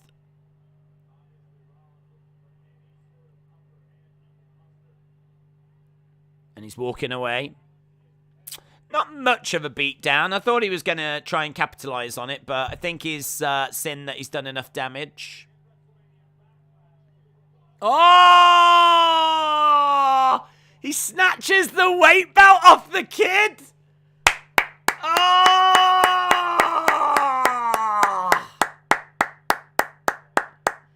Was that kid a plant? Did they plant that kid? Oh, and he whips Cody with it. Oh, I hope he doesn't give it back to that kid. I hope he doesn't give it back to him. No, he doesn't. Look, he just leaves it and it's on the floor. Laugh at the kid as you walk past. Laugh at the kid. Laugh at the kid. Well, just ignores the kid. Is the kid crying? Oh, that is so good. That's great. We're just seeing a mark on the back of Cody. The kid was given the belt. Seth snatches it away. Oh, I bet Cody gives it back to him. Stupid, nice Cody. Cody. He looks at the weight belt. He picks it up. He is going to give it back to him. Oh, I don't want to see him give it back to him. I'll have more respect to Cody if he gives it to someone different. If he gives it to someone different now. If Cody goes back around and he goes, I gave you this and you couldn't hold on to it. I just got whipped with it. I just got whipped with this. Oh, he gives it back to that kid. He gives it back to the kid. He's got every right to say to that kid, every right, I gave you this, and you couldn't keep a hold of it. And now I've been whipped with it. Let this be a lesson to you. Let this be a lesson. Look after things better. And then give it to someone else. Ah, now the kid has got the belt that whipped Cody. I don't know if that kid was planted or not, you know. I don't know. I don't know if the kid was planted or is it just a case that... Because if Seth really has just really taken that belt from the kid, that's cool. That's cool. If he's really... Imagine being that kid. You've just... Oh my God, there's the... And then Seth snatched it away and you're like, I've lost it. It's gone. Wow. Put it on eBay, kid. Put it on eBay. Supreme Rose said Cody turns heel on the kid. The kid was planted, says Charles. Nice. Cody could start whipping the kid. This is how it feels. And it was all your fault. Yeah, that was cool. The kid could throw a fireball in Cody's face. Okay, I think we're going out of control now. Maybe the kid is related to someone. Maybe it could. Yeah, that's a good point. Maybe he is, and perhaps they had a little word with him beforehand. They might have said look, Cody will give you the belt, but just so you know, Seth's gonna come down. When you get given that belt, don't hide it anywhere or anything. Keep it around because Seth's gonna come and snatch it off you. So yeah, he could. It's good thought. He could be planted. It could be a kid of one of the things, or. I don't know, it could be genuine. I mean, they did give it back in the end, so the kid hasn't missed out. Either way, it's fun. Either way, it's something that's different, you know? Seeing Seth come down and attack Cody, you go, okay, yeah, fine. That's it. Throws him into the ring steps, yeah, cool. But it's nice to see something different like that. That's good. Well done, everyone. The kid should have given Cody a soda, says Zoom Station. What do you mean by planted? Oh, it means that he actually works for WWE. They've hired him. He's like a young actor. And so WWE have hired him and said, look, this is the plan. And so he knew everything that was going to happen. And they've put him there specifically for that. So he's a cute kid. He gets given the belt. Everyone in the crowd goes, oh, that's nice. And we said on streams, like, oh, he's giving out that belt. We even said, wow, he's giving them belts are expensive. And he's giving the belt, oh, that's nice. And then Seth's come down and snatched it off him. So, WWE might have wanted to have not done that to a real child. Like, well, that was a real child, but, a member of the public. Because at least this way, if they hired that kid, they can say to him, right, this is what's going to happen. You're going to have Cody give you the belt. We want you to look thrilled, be like, wow, this is amazing. And then Seth will come down and he'll snatch it off you. Right? So just be aware that's going to happen. And the kid will be like, okay. But Cody will end up giving it you back. From a health and safety point of view and whatnot, it's just a bit easier, isn't it? If the kid is aware of what's going to happen. But he might... So that would be a plant. It means that WWE have planted him there. But he actually works for them. Or he could be a genuine fan who genuinely has just bought a ticket and gone along.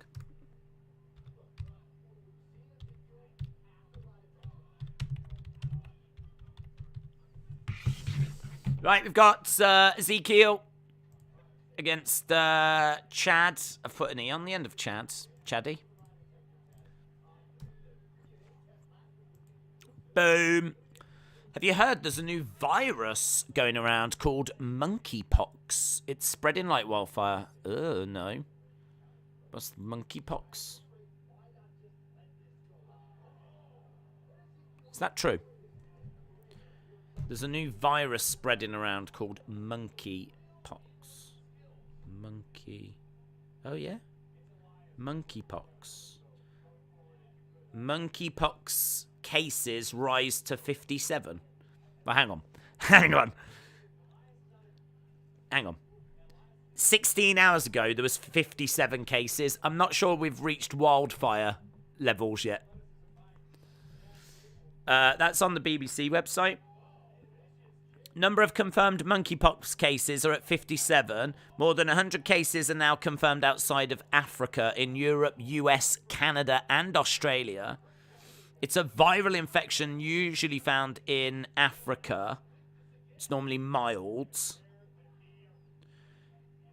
Boris Johnson says the effects don't seem serious, but it's important to keep an eye on it. What are the symptoms of it? The spread is a containable situation, apparently. Doesn't tend to spread easily. Symptoms include a fever, aches, and a rash of raised spots. Certainly doesn't sound fun. Shoosh!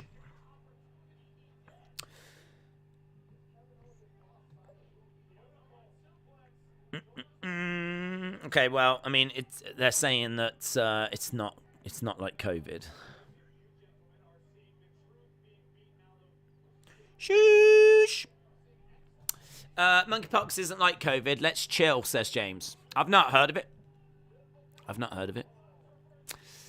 What are we on about and how did we get here, says Austin. Well, some big questions. Those are big life questions, aren't they? Big chop by Ezekiel.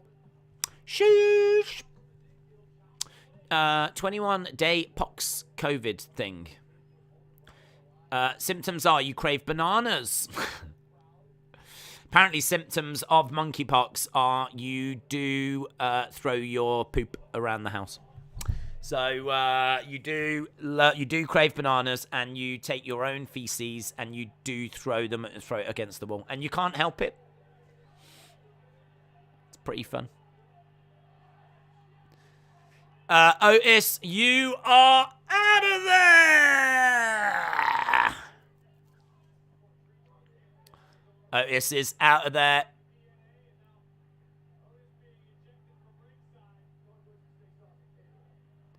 Oh, Kevin Owens got in the ring.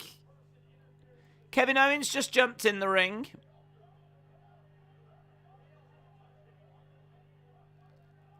You're out of there! Kevin Owens is gone. Na na na na. Hey, hey, hey. Goodbye. Roll up by Ezekiel on Chad Gable. Ding, ding, ding. How would you like the Ezekiel story to play out? The Ezekiel story is a bit of a weird one for me because I'm not crazy about it. I think I like the story. I'm just not really crazy about the guy that plays Elias and Ezekiel. He's got a decent physique. But his matches, man. His matches just don't do it for me.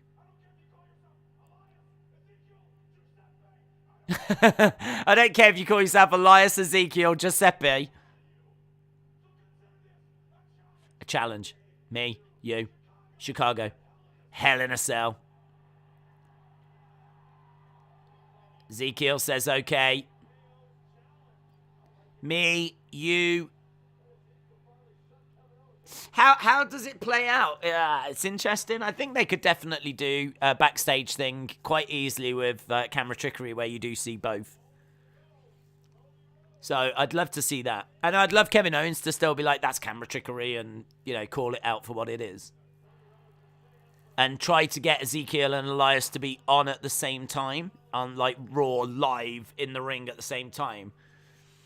I would definitely try and build up to that, and then build to a segment where he agrees, and we... How we do that, I really don't know.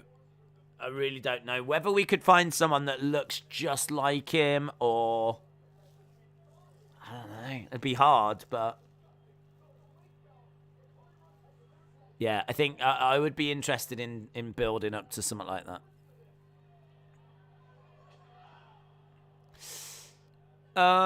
Wish it was lockdown. All matches in the cell.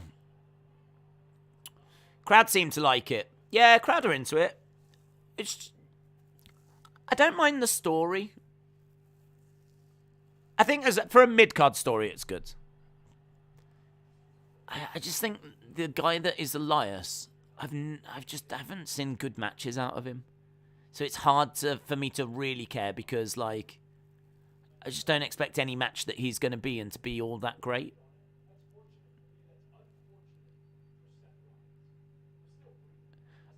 We're backstage with Cody.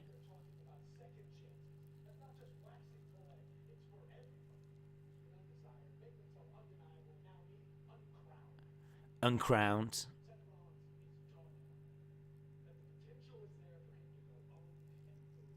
It's dawning on Seth that there's potential he could go 0-3 against me.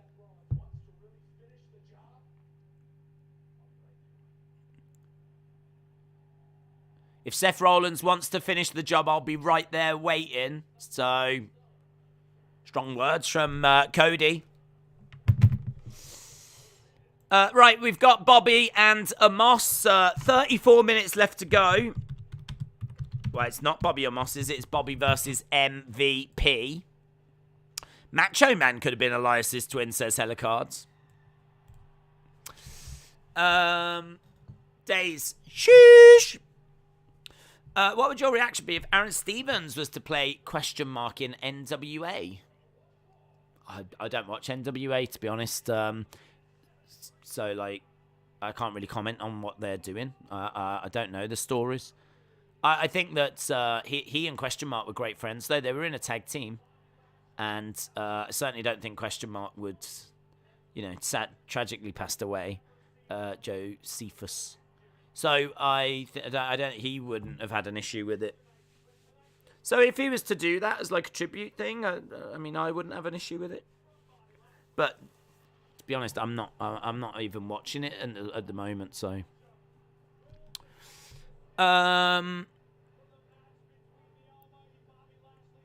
Jangden said, "What is going on? I'm watching a random comedian, and they're wearing a Cody shirt. They're talking about Roman and AEW. I have no idea what you're watching." Didn't we already do Bobby? Yeah, but he issued a challenge to MVP. So it's going to be Bobby against MVP. Whoever wins gets to choose the stipulation of the match for Hell in a Cell. So that's where we're heading. So it's going to be him against MVP next. And then we've got another Becky Asuka match. I'm not really a big fan of Becky getting another opportunity, but I suppose Asuka cheated, sort of, maybe not really. She did. So, I suppose, Friday Night SmackDown. Alexa Bliss Gamer said, "I'm glad you're back on the Alexa Bliss train." I'm a simple man. I'm a very simple man. For me personally, and I know that many disagree, and that is fine. It's very much like pineapple on pizza. Some people really enjoy supernatural stuff, and some people don't. I am more in the I don't. So if she's not doing that, I'm open. I'm right there. And right now, what I'm seeing from her is good. I'm liking it. I like the new. I like the new theme. I like the new theme. I like the fact that her face isn't like white. She used to put like white makeup on her face to make herself seem like even more pale. It's just kind of nice seeing her like, dare I say, back to normal. Granted, she's still walking around with Lily. I can't say I'm a big Lily fan, but it's just a mascot. It's just a doll. Lily to Alexa is like what the sword is to Drew. Do you know what I mean? It's just an accessory, really. It's Lily to Alexa is like what the scooter is to Riddle. It's just an accessory. It's just a thing that they bring down to the ring. So I'm interested to see where it goes. And we were talking the other day about like if Sasha and Naomi do leave, and well, I mean, look, there's a very real prospect of that happening. Are we going to see people like Alexa, Shotzi, Aaliyah, Shayna, being given more opportunity? Because, some of those, we need new tag champs now, for example. So there's an opportunity. We need to find someone new to face Ronda, so there's a new opportunity for someone. Anything that would have gone to Sasha and Naomi in the future, you would think now will go elsewhere. So I think Alexa's back at a really good time as well. So not only has she got like this new gimmick, but she's back at a time that could really be of benefit to WWE and to her as well. So yeah, I'm intrigued to see where it goes. Hustle for Love said, "Are you streaming Champions League final?" Yes. That'll be over on the Football Days channel. So we are doing that. I think that's our last kind of planned football. I don't think there's another football game on this season after that. I think that's the season closer. So that's this Saturday. We've got some Nations League stuff coming up. So, but that's international. And then there's like quite a hearty break. So, my focus shifts to other things. Do you think Vampiro should have come to WWE to face Taker? I could think of other matches I would rather see, to be honest. Who is your pick to be future of the company? I would say Braun Theory or maybe Carmelo Hayes. Future of the company. I mean, Theory obviously has got massive support from Vince, and that's always going to help. So, yeah, I mean, Theory's, it's going to be really hard to see him not. Braun, yeah, it's going to be really hard. Maybe Gable Steveson as well, because they're spending a lot on Gable Steveson, and he's young, and he's got a good size to him. So, Braun, Steveson, Theory, I could see being. Carmelo, still, jury's still a bit out on Carmelo for me. I think he's a great talent. Is he going to be one of the big players for them? He's a good talker. Matches are pretty decent. Could be. He could be. Size could be a problem for him, though. You know, if people are not, like, big and jacked, then... But saying that, how long's Vince going to be around anyway? How long's Vince going to be around for? We don't know. I mean, that... When Vince passes away, that is going to have such an impact. Such an impact. It's going to change everything. So, you know, are we at the point now where... Because Vince is, what, in his late 70s? I mean, has Vince got another 10 years? We're talking about some superstars here that are in their 20s. In 10 years' time, they'll still only be in their mid-30s. So, you know, are we getting towards the final wave now of kind of talent that Vince will actually be around for? And then as soon as he goes, as we said, everything's up to change, so... It's hard to know. Like, you could sit here and say, well, I'm not sure about Carmelo because of his size. But it might not be a problem if Vince isn't around. It might not be a problem anyway because he could be such a good talker and put on such good matches and have such a connection with the fans. It might not matter anyway. Don't know, we'll have to see, won't we? It's going to be hard. I feel pretty good for Braun, Gable Steveson, Austin Theory.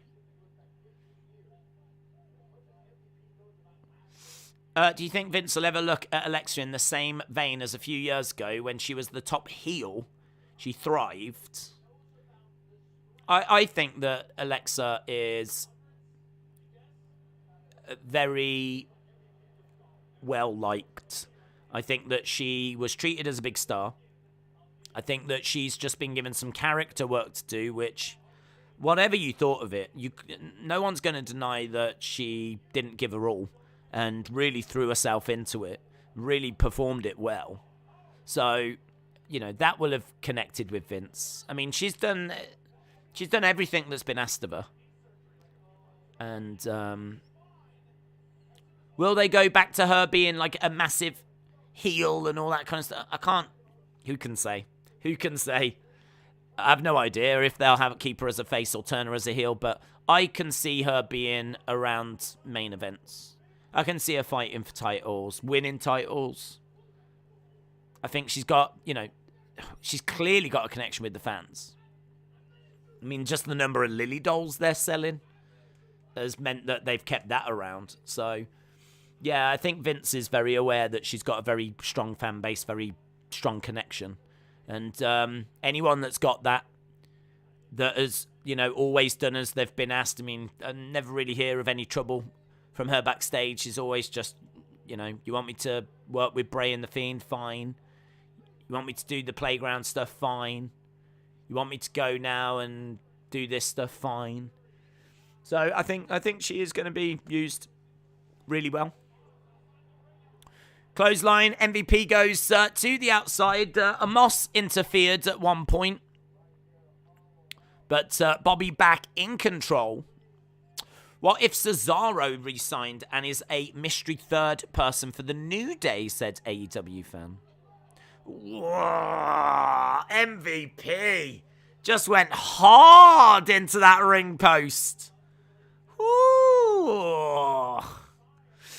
Shet said WWE is going to go to poop after Vince passes and AEW will take over. Michael said, do you think Vince would ever sell WCW if someone was coming to be interested and offered a lot of money? Would he ever sell WCW? And they offered a lot of money. What's a lot of money? No. I don't think he'd sell. I don't think he would sell WCW. Count out win for MVP. I don't think he would sell it because you're giving them a brand, an identity, something that resonates. I mean, if you was to sell it, you're selling it.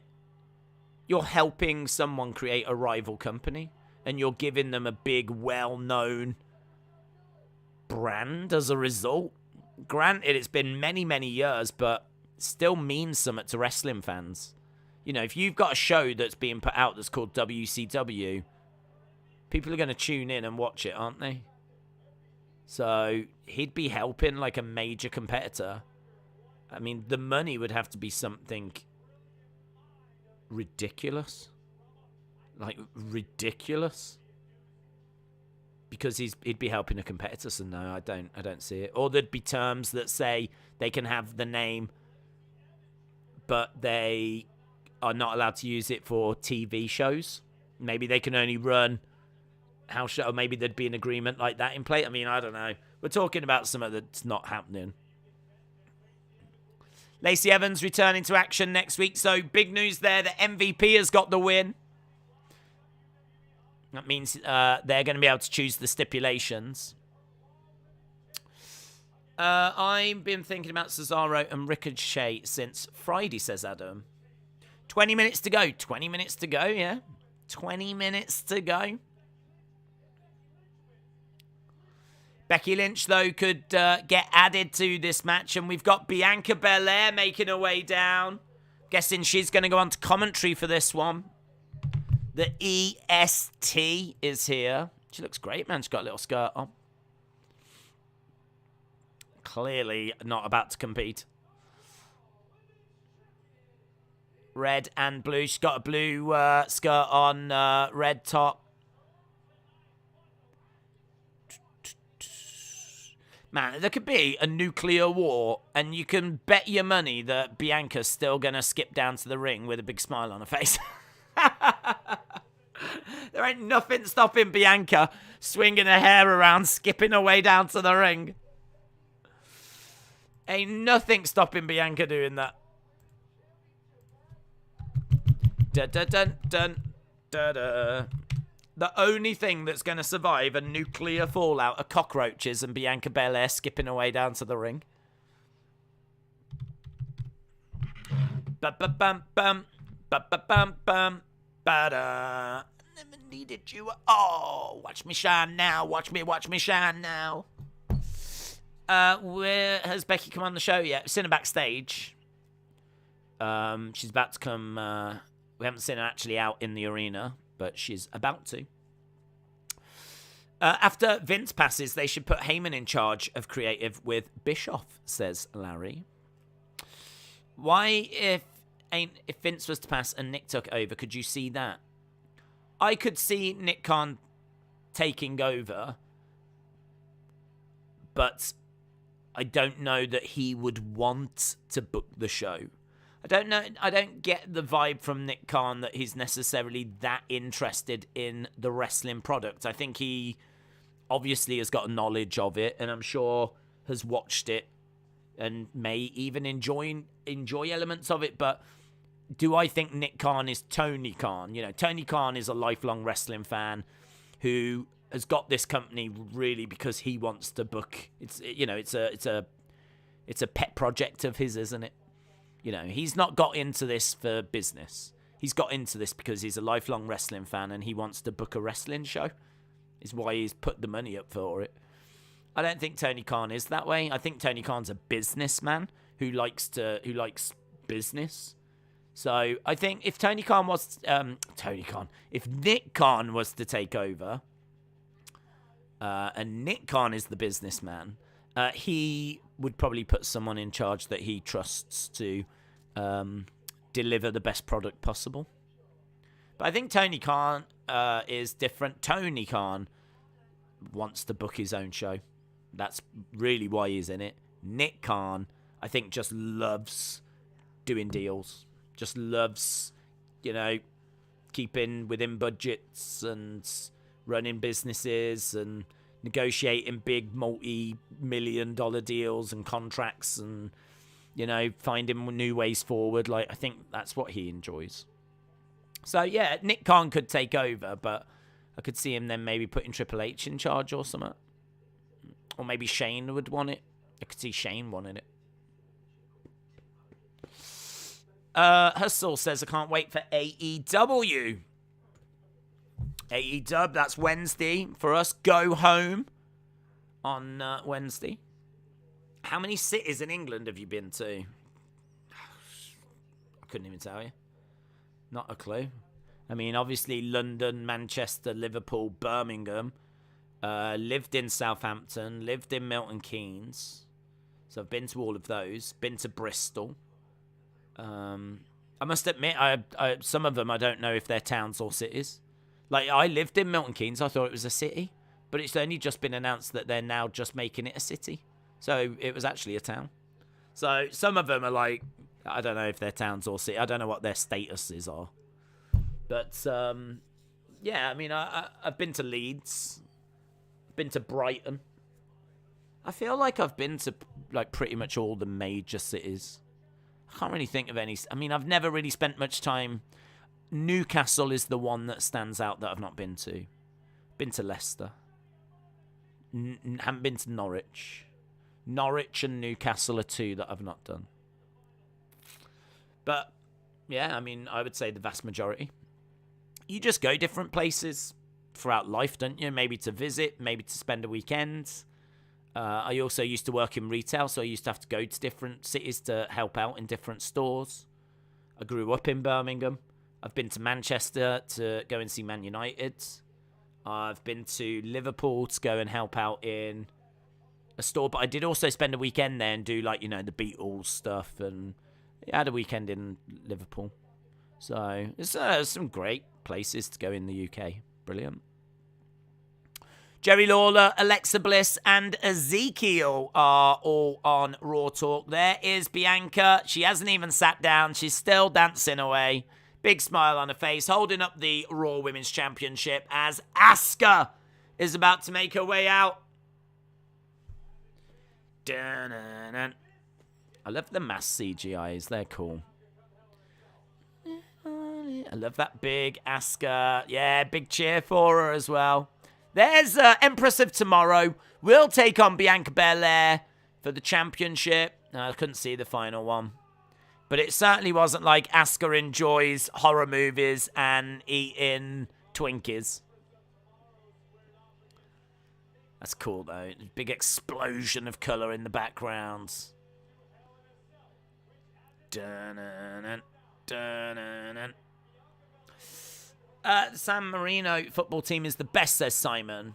Shane in charge of WWE would be awful. Don't you remember the Rumble? Oh, I'm not saying it's the way I would want to go, but I could see him being interested in it.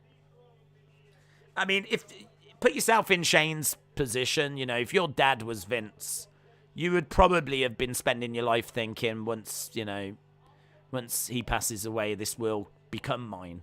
I could see that being like, I don't think it's unfair to say he's probably thought that many, many times. Here's Big Time Bex. Not that he wants his dad to pass away, of course.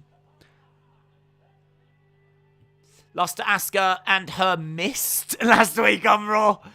She lost to Asuka and her mist. Tony Khan hasn't got the balls to go up against Raw. I didn't know that Nick has known Dwayne since they were kids. Did you see that Nick has taken over Steph's duties? Yes. I mean, what are Steph's duties? To make sure there's tea and coffee at the headquarters? Like, honestly, what does Steph do? Like, I think she goes out and does, like, I don't know what she does. I have not a clue. Something like, maybe if there's like some charity work, she might go off and do that. If there's some like schmootzing where they're trying to impress some new clients, she might go and do that. But I mean, honestly, maybe I'm wrong. Maybe she does loads. I mean, I'm sure they keep her busy, but can't imagine there's mass panic. I can't imagine there's mass panic at headquarters right now of like, oh my God, how are we going to deal with all of Steph's workload? Right, quick strikes coming in. We got 13 minutes to go. Shane wants to be the guy, but seemingly lost to Triple H and Steph. No one knows. She's the brand ambassador, a bit like what Drake is for the Toronto Raptors, says Michael. Oh, there was a kick there. Something just went flying. Is that an armband of sorts? Yeah, I think it came off Asuka's. Arms back up. Strike coming in. Blocked again by Becky. Another counter coming in. Asuka picking up Becky, driving her back into the corner. Nice strikes coming in by Asuka again. Referee trying to separate them apart. I don't like it when the referees do that, like physically touch the wrestlers. Like he just grabbed Asuka and was like pulling her away. Like I don't like it when they do that. She's got Becky and Disarmer. A version of the Disarmer by Asuka on Becky. Becky trying to get over to the ropes. Kick coming in by Asuka and Becky goes down. Asuka going over on the outside of the ring. Tries to deliver a kick. Becky comes in. Pushes Asuka. Asuka falls on the outside. Do you know what was really interesting then? As Asuka went on the outside, all of a sudden I was like, man, this reminds me so much of the Royal Rumble. We got down to, I think it was Asuka and Nikki Bella. And Asuka won the first Women's Rumble they were both on the outside of the ring. And I was just thinking that as Becky got onto the edge of the ring, got Asuka, pushed her against the ring post, and Asuka fell off. So I was like, man, if that was a Royal Rumble, then Becky would have just won it. So, yeah, that happens, and then we go to commercial break. Do you think Vince knows when it's a boring show, or does he think all the shows are great? No, I think he knows when it's... To be honest, this is where wrestling becomes very subjective, because what might be a boring show to you might not be a boring show to me, might not be a boring show to Vince, and, you know, we could all watch the same show and all come out with different answers. But I think if there's a show that's really lacking and, you know, the crowd aren't into it, I think he would know that. But there'll be shows that, you know, we have thought of rubbish that he's absolutely loved and that it's delivered exactly what he wanted. So, you see, this is why it's so difficult with creative, because Vince has got an idea as to where he wants to go. Like, he'll have a rough idea, I dare say, of even what he wants to do in the summer.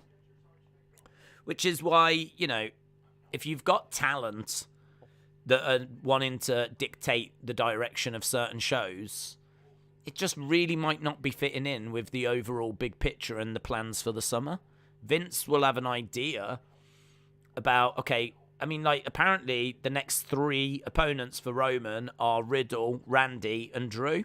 So he's already got an idea as to what Roman's doing for the next 3 opponents. There's every chance he's got an idea as to what he wants the next few opponents to be for Bianca, and the same with Ronda as well. So, again, you know, if you've got talent coming to you saying, oh, I don't want to win this match, I don't want to be going up against such and such, like, it's changing it's changing a lot of things. It's not just changing this 1 week. Like, it's potentially changing plans that you've got mentally mapped out and maybe even physically drawn out and, you know, scripted for what you want to do over the next, you know, few months. So it's like, this is why Vince gets the be-all and end-all say on everything, because he knows in the direction he wants to be taking things. The other thing as well is that Vince will have a really good idea about what is resonating, because I'm sure they're looking at what's trending. I'm sure they're looking at merch sales and what's trending. They're looking at Google searches. They're looking at YouTube views. They're looking at, of course, Vince will have his opinion as to what he likes to see and what he wants to see on his show. But they will have all this other wealth of information as well. So, I think he will know if something's not working. But there might be a show that we think's quite dull, but it will have still achieved what Vince wanted it to. So he might actually be all right with it. Because it might actually just set a few things up for further down the line, which we don't know about, but he does. So we'll obviously see over, well, I don't know. I mean, I was going to say we'll see when he passes away who takes over, how things change, but we could still be a good 10 years away from that. Maybe even more. His mom lived till she was over 100, I think. So, long life is in his family. No denying, though, he's starting to look old now. Shots coming in by Becky. We're back from commercial break. Throwing Asuka out the ring. Do you think Tony should get Ring of Honor onto Turner and have the shows as an opportunity to get more pay-per-views? I think it's a little bit difficult because, Tony can try and get Ring of Honor onto network TV, but network TV might not be too interested in it. It really depends what his plans are for it. But without any kind of star power, you're going to really struggle to get anything beyond the hardcore fans. The casuals, I don't think, will tune in. Got to think if Dynamite is doing about 900,000, then a show that doesn't have CM Punk, Jericho, Bryan Danielson, Thunder Rosa, Darby Allin, if it's a show that's just got some indie talent, you got to think those ratings are going to be low.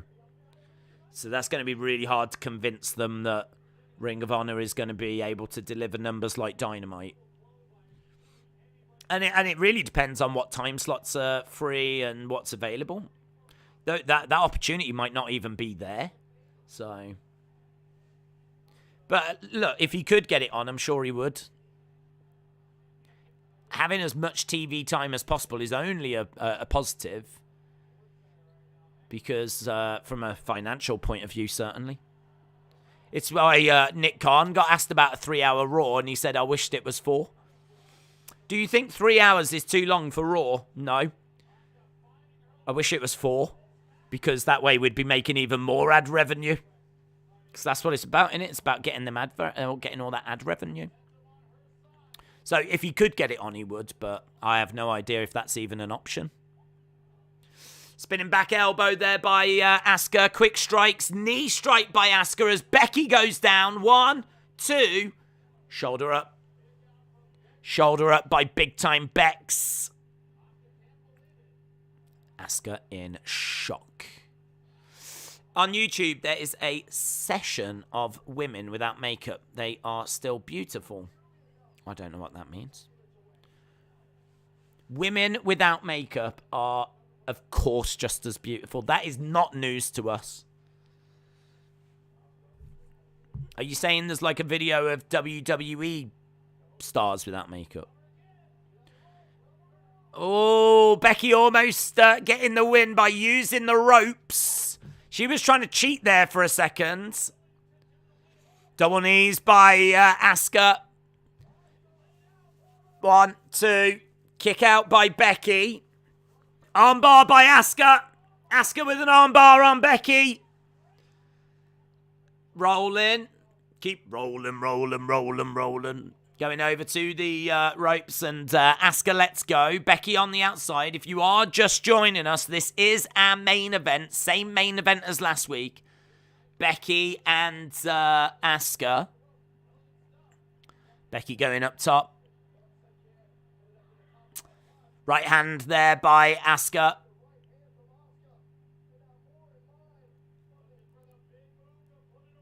Looking for a superplex. Gets it. Oh, it's lovely as well. It's a lovely superplex. 1, 2. 2 count. Asuka almost getting the dub. That's lovely. She didn't actually get, like... It's a bit weird. It was executed fine, but she actually didn't, like, arch her up and keep her up that long. It was all very, like, short. Still looked good. Still landing was fine. Goes for the hip attack. Becky has got the disarmer on the ropes. Referee is saying you can't do that. You got to break it. Asuka grabbing the leg. Oh, the dragon screw. She just slapped her in the face. Dragon screw on the leg. Asuka charging over. Hip attack connects. Becky goes down. Big time Beck's on the outside. We're getting to the final few minutes. Asuka with a knee strike. Becky is stumbling around on the outside of the ring. What's she going to look to do? Reversed. Knee from Asuka. Becky slumps into the chair. Kick from Asuka to Bianca. Bianca goes down. Well, Bianca's not going to appreciate that, is she? She's out cold, though, by the looks of it. Bianca went down. 9. She makes it. 1, 2, 3. Oh, wow. That's weird. Why did they have Asuka? Asuka could have lost by count out. Why did they have her get pinned? She ran into the ring, got caught. Look, Bianca's still down. Jesus, it's only a kick.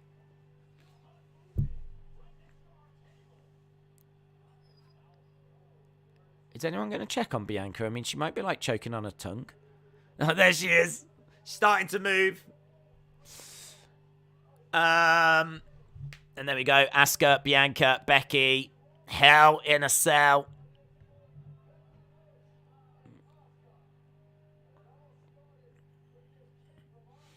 So Asuka kicks Bianca. That ended up not really doing much. I thought Bianca was going to get involved after that, but she just got knocked out. Asuka beats the count, gets into the ring, and then is rolled up by Becky and pinned.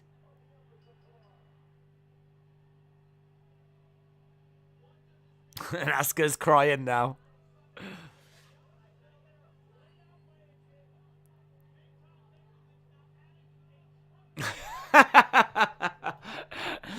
Asuka cry. I'm sure they'll use that for next week. You know, like how she keeps saying that Becky's a big baby. I'm sure Becky can use that for next week in a video package where Asuka's crying. So, good. Good. Right. Let's go. Let's get some scores. What do you score WWE Raw? That's the question. 8 to 10, 7 to 7 5, 6 to 6 7 5, 5 7 5 or below. Let's get a snapshot as to what people are thinking. Don't forget, we've got Wrestling Escape Pod tomorrow. Want to see your skills. Want to see what you lot's, your hidden talents. To enter, all you have to do is send a 30-second video over to wrestlingdays@gmail.com, and then there's a really good chance it gets played on the stream tomorrow.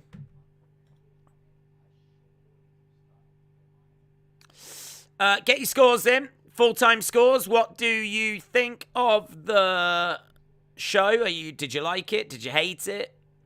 What were your thoughts? What were your thoughts? Full-time score 6.5 says Austin. Why is the champ just laid out on the floor at the end? That is questionable, said British Soundball Pranks. Sonny said, I've got paints and I'm going to work on it tonight. I'm looking forward to it. I can't wait to see. I mean, your art skills are fantastic, so I can't wait to see what you actually create, what you come up with. I think that's going to be really good. So, good luck. I've not seen how many we've had through, but I have seen videos and emails coming through throughout the day, so I know that stuff has been getting sent. But how many we've got, I don't know. All I can say is if you have been sat on the fence going, oh, I don't know, it's not the kind of thing I do, do it. Do it. It's going to be a lot of fun. LB said, I hate this outcome. I want Bianca and Asuka one-on-one. Vince gives Becky title opportunities for free without doing anything, says Mumo. Vince will live forever. They're going to freeze his head like Walt Disney. Justin, shout out to you. Cody is the best part of Raw these days, says Chance 4. Why did we get the same main event again? I don't know, to be honest. I mean, in all fairness, they've had to change plans, haven't they? We know that this was not meant to have been the main event of last week. So what the story was actually going to be, I don't know. But they've had to obviously now go in a different direction, and we've just ended up with the same main event 2 weeks in a row. What match are you most looking forward to this weekend? Maybe Thunder Rosa, Serena Deeb. I really want it to be a good match. Please be a good match. I really hope it's a good match. Thunder Rosa is a great wrestler. I'm a fan of hers. But it's just been a while since I've seen a match out of her that's really grabbed my attention. She had a cage match with Britt Baker, which I was a bit like underwhelmed by it. And then a few matches she had before that, I was a bit like below her usual standard, I think is the best way of putting it. Like, she is such a great wrestler. So I just hope that's going to be a really great match. Her against Serena Deeb. It should be. I can't see any reason why it won't be. It should be. But I'm looking forward to that. I'm a bit nervous about it as well because it could underdeliver again. But I hope it doesn't, because I really want Thunder Rosa's title reign to be good, meaningful, and have some great matches in it. And Serena Deeb, I just think, is one of the best female wrestlers in the world. So I'll say that. I think it's got bags of potential. I'm a little bit fearful that it's going to underdeliver, but it's all kind of adding up to being a really intriguing encounter. So I'm going to go with that one. Britt Rosa underwhelmed this year, not near the rivalry from last year. Yeah, that's the point. I mean, I feel a bit bad when I say that it underwhelmed, but again, the expectations were high. The match they had last year was one of the best women's matches of the year, one of the best matches of the year. So iconic that they actually even showed Britt with the blood on her face during her entrance. They even made action figures of the blood from Britt. I mean, it's super iconic. It's like one of those kind of great AEW matches. And then, they do the rematch inside the cage, and it was just nowhere near. Nowhere near. So, yeah, I'm just... we'll have to see, won't we? We'll have to see how it goes. But that's the one that I've really got two eyes on, and I'm like, come on. I don't even mind who wins. I am a Serena Deeb fan. I genuinely don't mind who wins. I mean, if they give it to Thunder, fine. I understand why they would do that. I understand why. But I just hope that they put on a great match. That's all I hope. I just hope they put on a great match. Right, keep getting your scores in. We've had over 150, but keep firing them in because it'd be good to get a few more, and then we'll wrap it up. Have a look at the results and wrap it up. James said it's AEW's fault that Rosa's matches everywhere else have been amazing. Oh. The build for that match has sucked. Chet said, anyone like to see Paige back? I know Xavier would like to see her back, says Chet. I think a lot of people would like to see Paige back. She's very, very popular. Very popular. Alfred Lopez, shout out to you. Trey Gaiman says 6.5. What pay-per-view would you say is AEW's WrestleMania? I'd say there's two. I'd say Double or Nothing and All Out or All In or whatever it's called. I mean, All Out was the first one, wasn't it? And then since then, it's been called All In. So that's the show that was, what launched it all, wasn't it? So that really feels like that one feels like it's the one to me. All out, all in. That's the show. Double or Nothing feels huge though, because that was there when they were a company and they finally became a company and Tony Khan finally took over and all that stuff. Double or Nothing, I believe, was the first thing they did. So those are the two easily. For me, it would be All In. That's the one.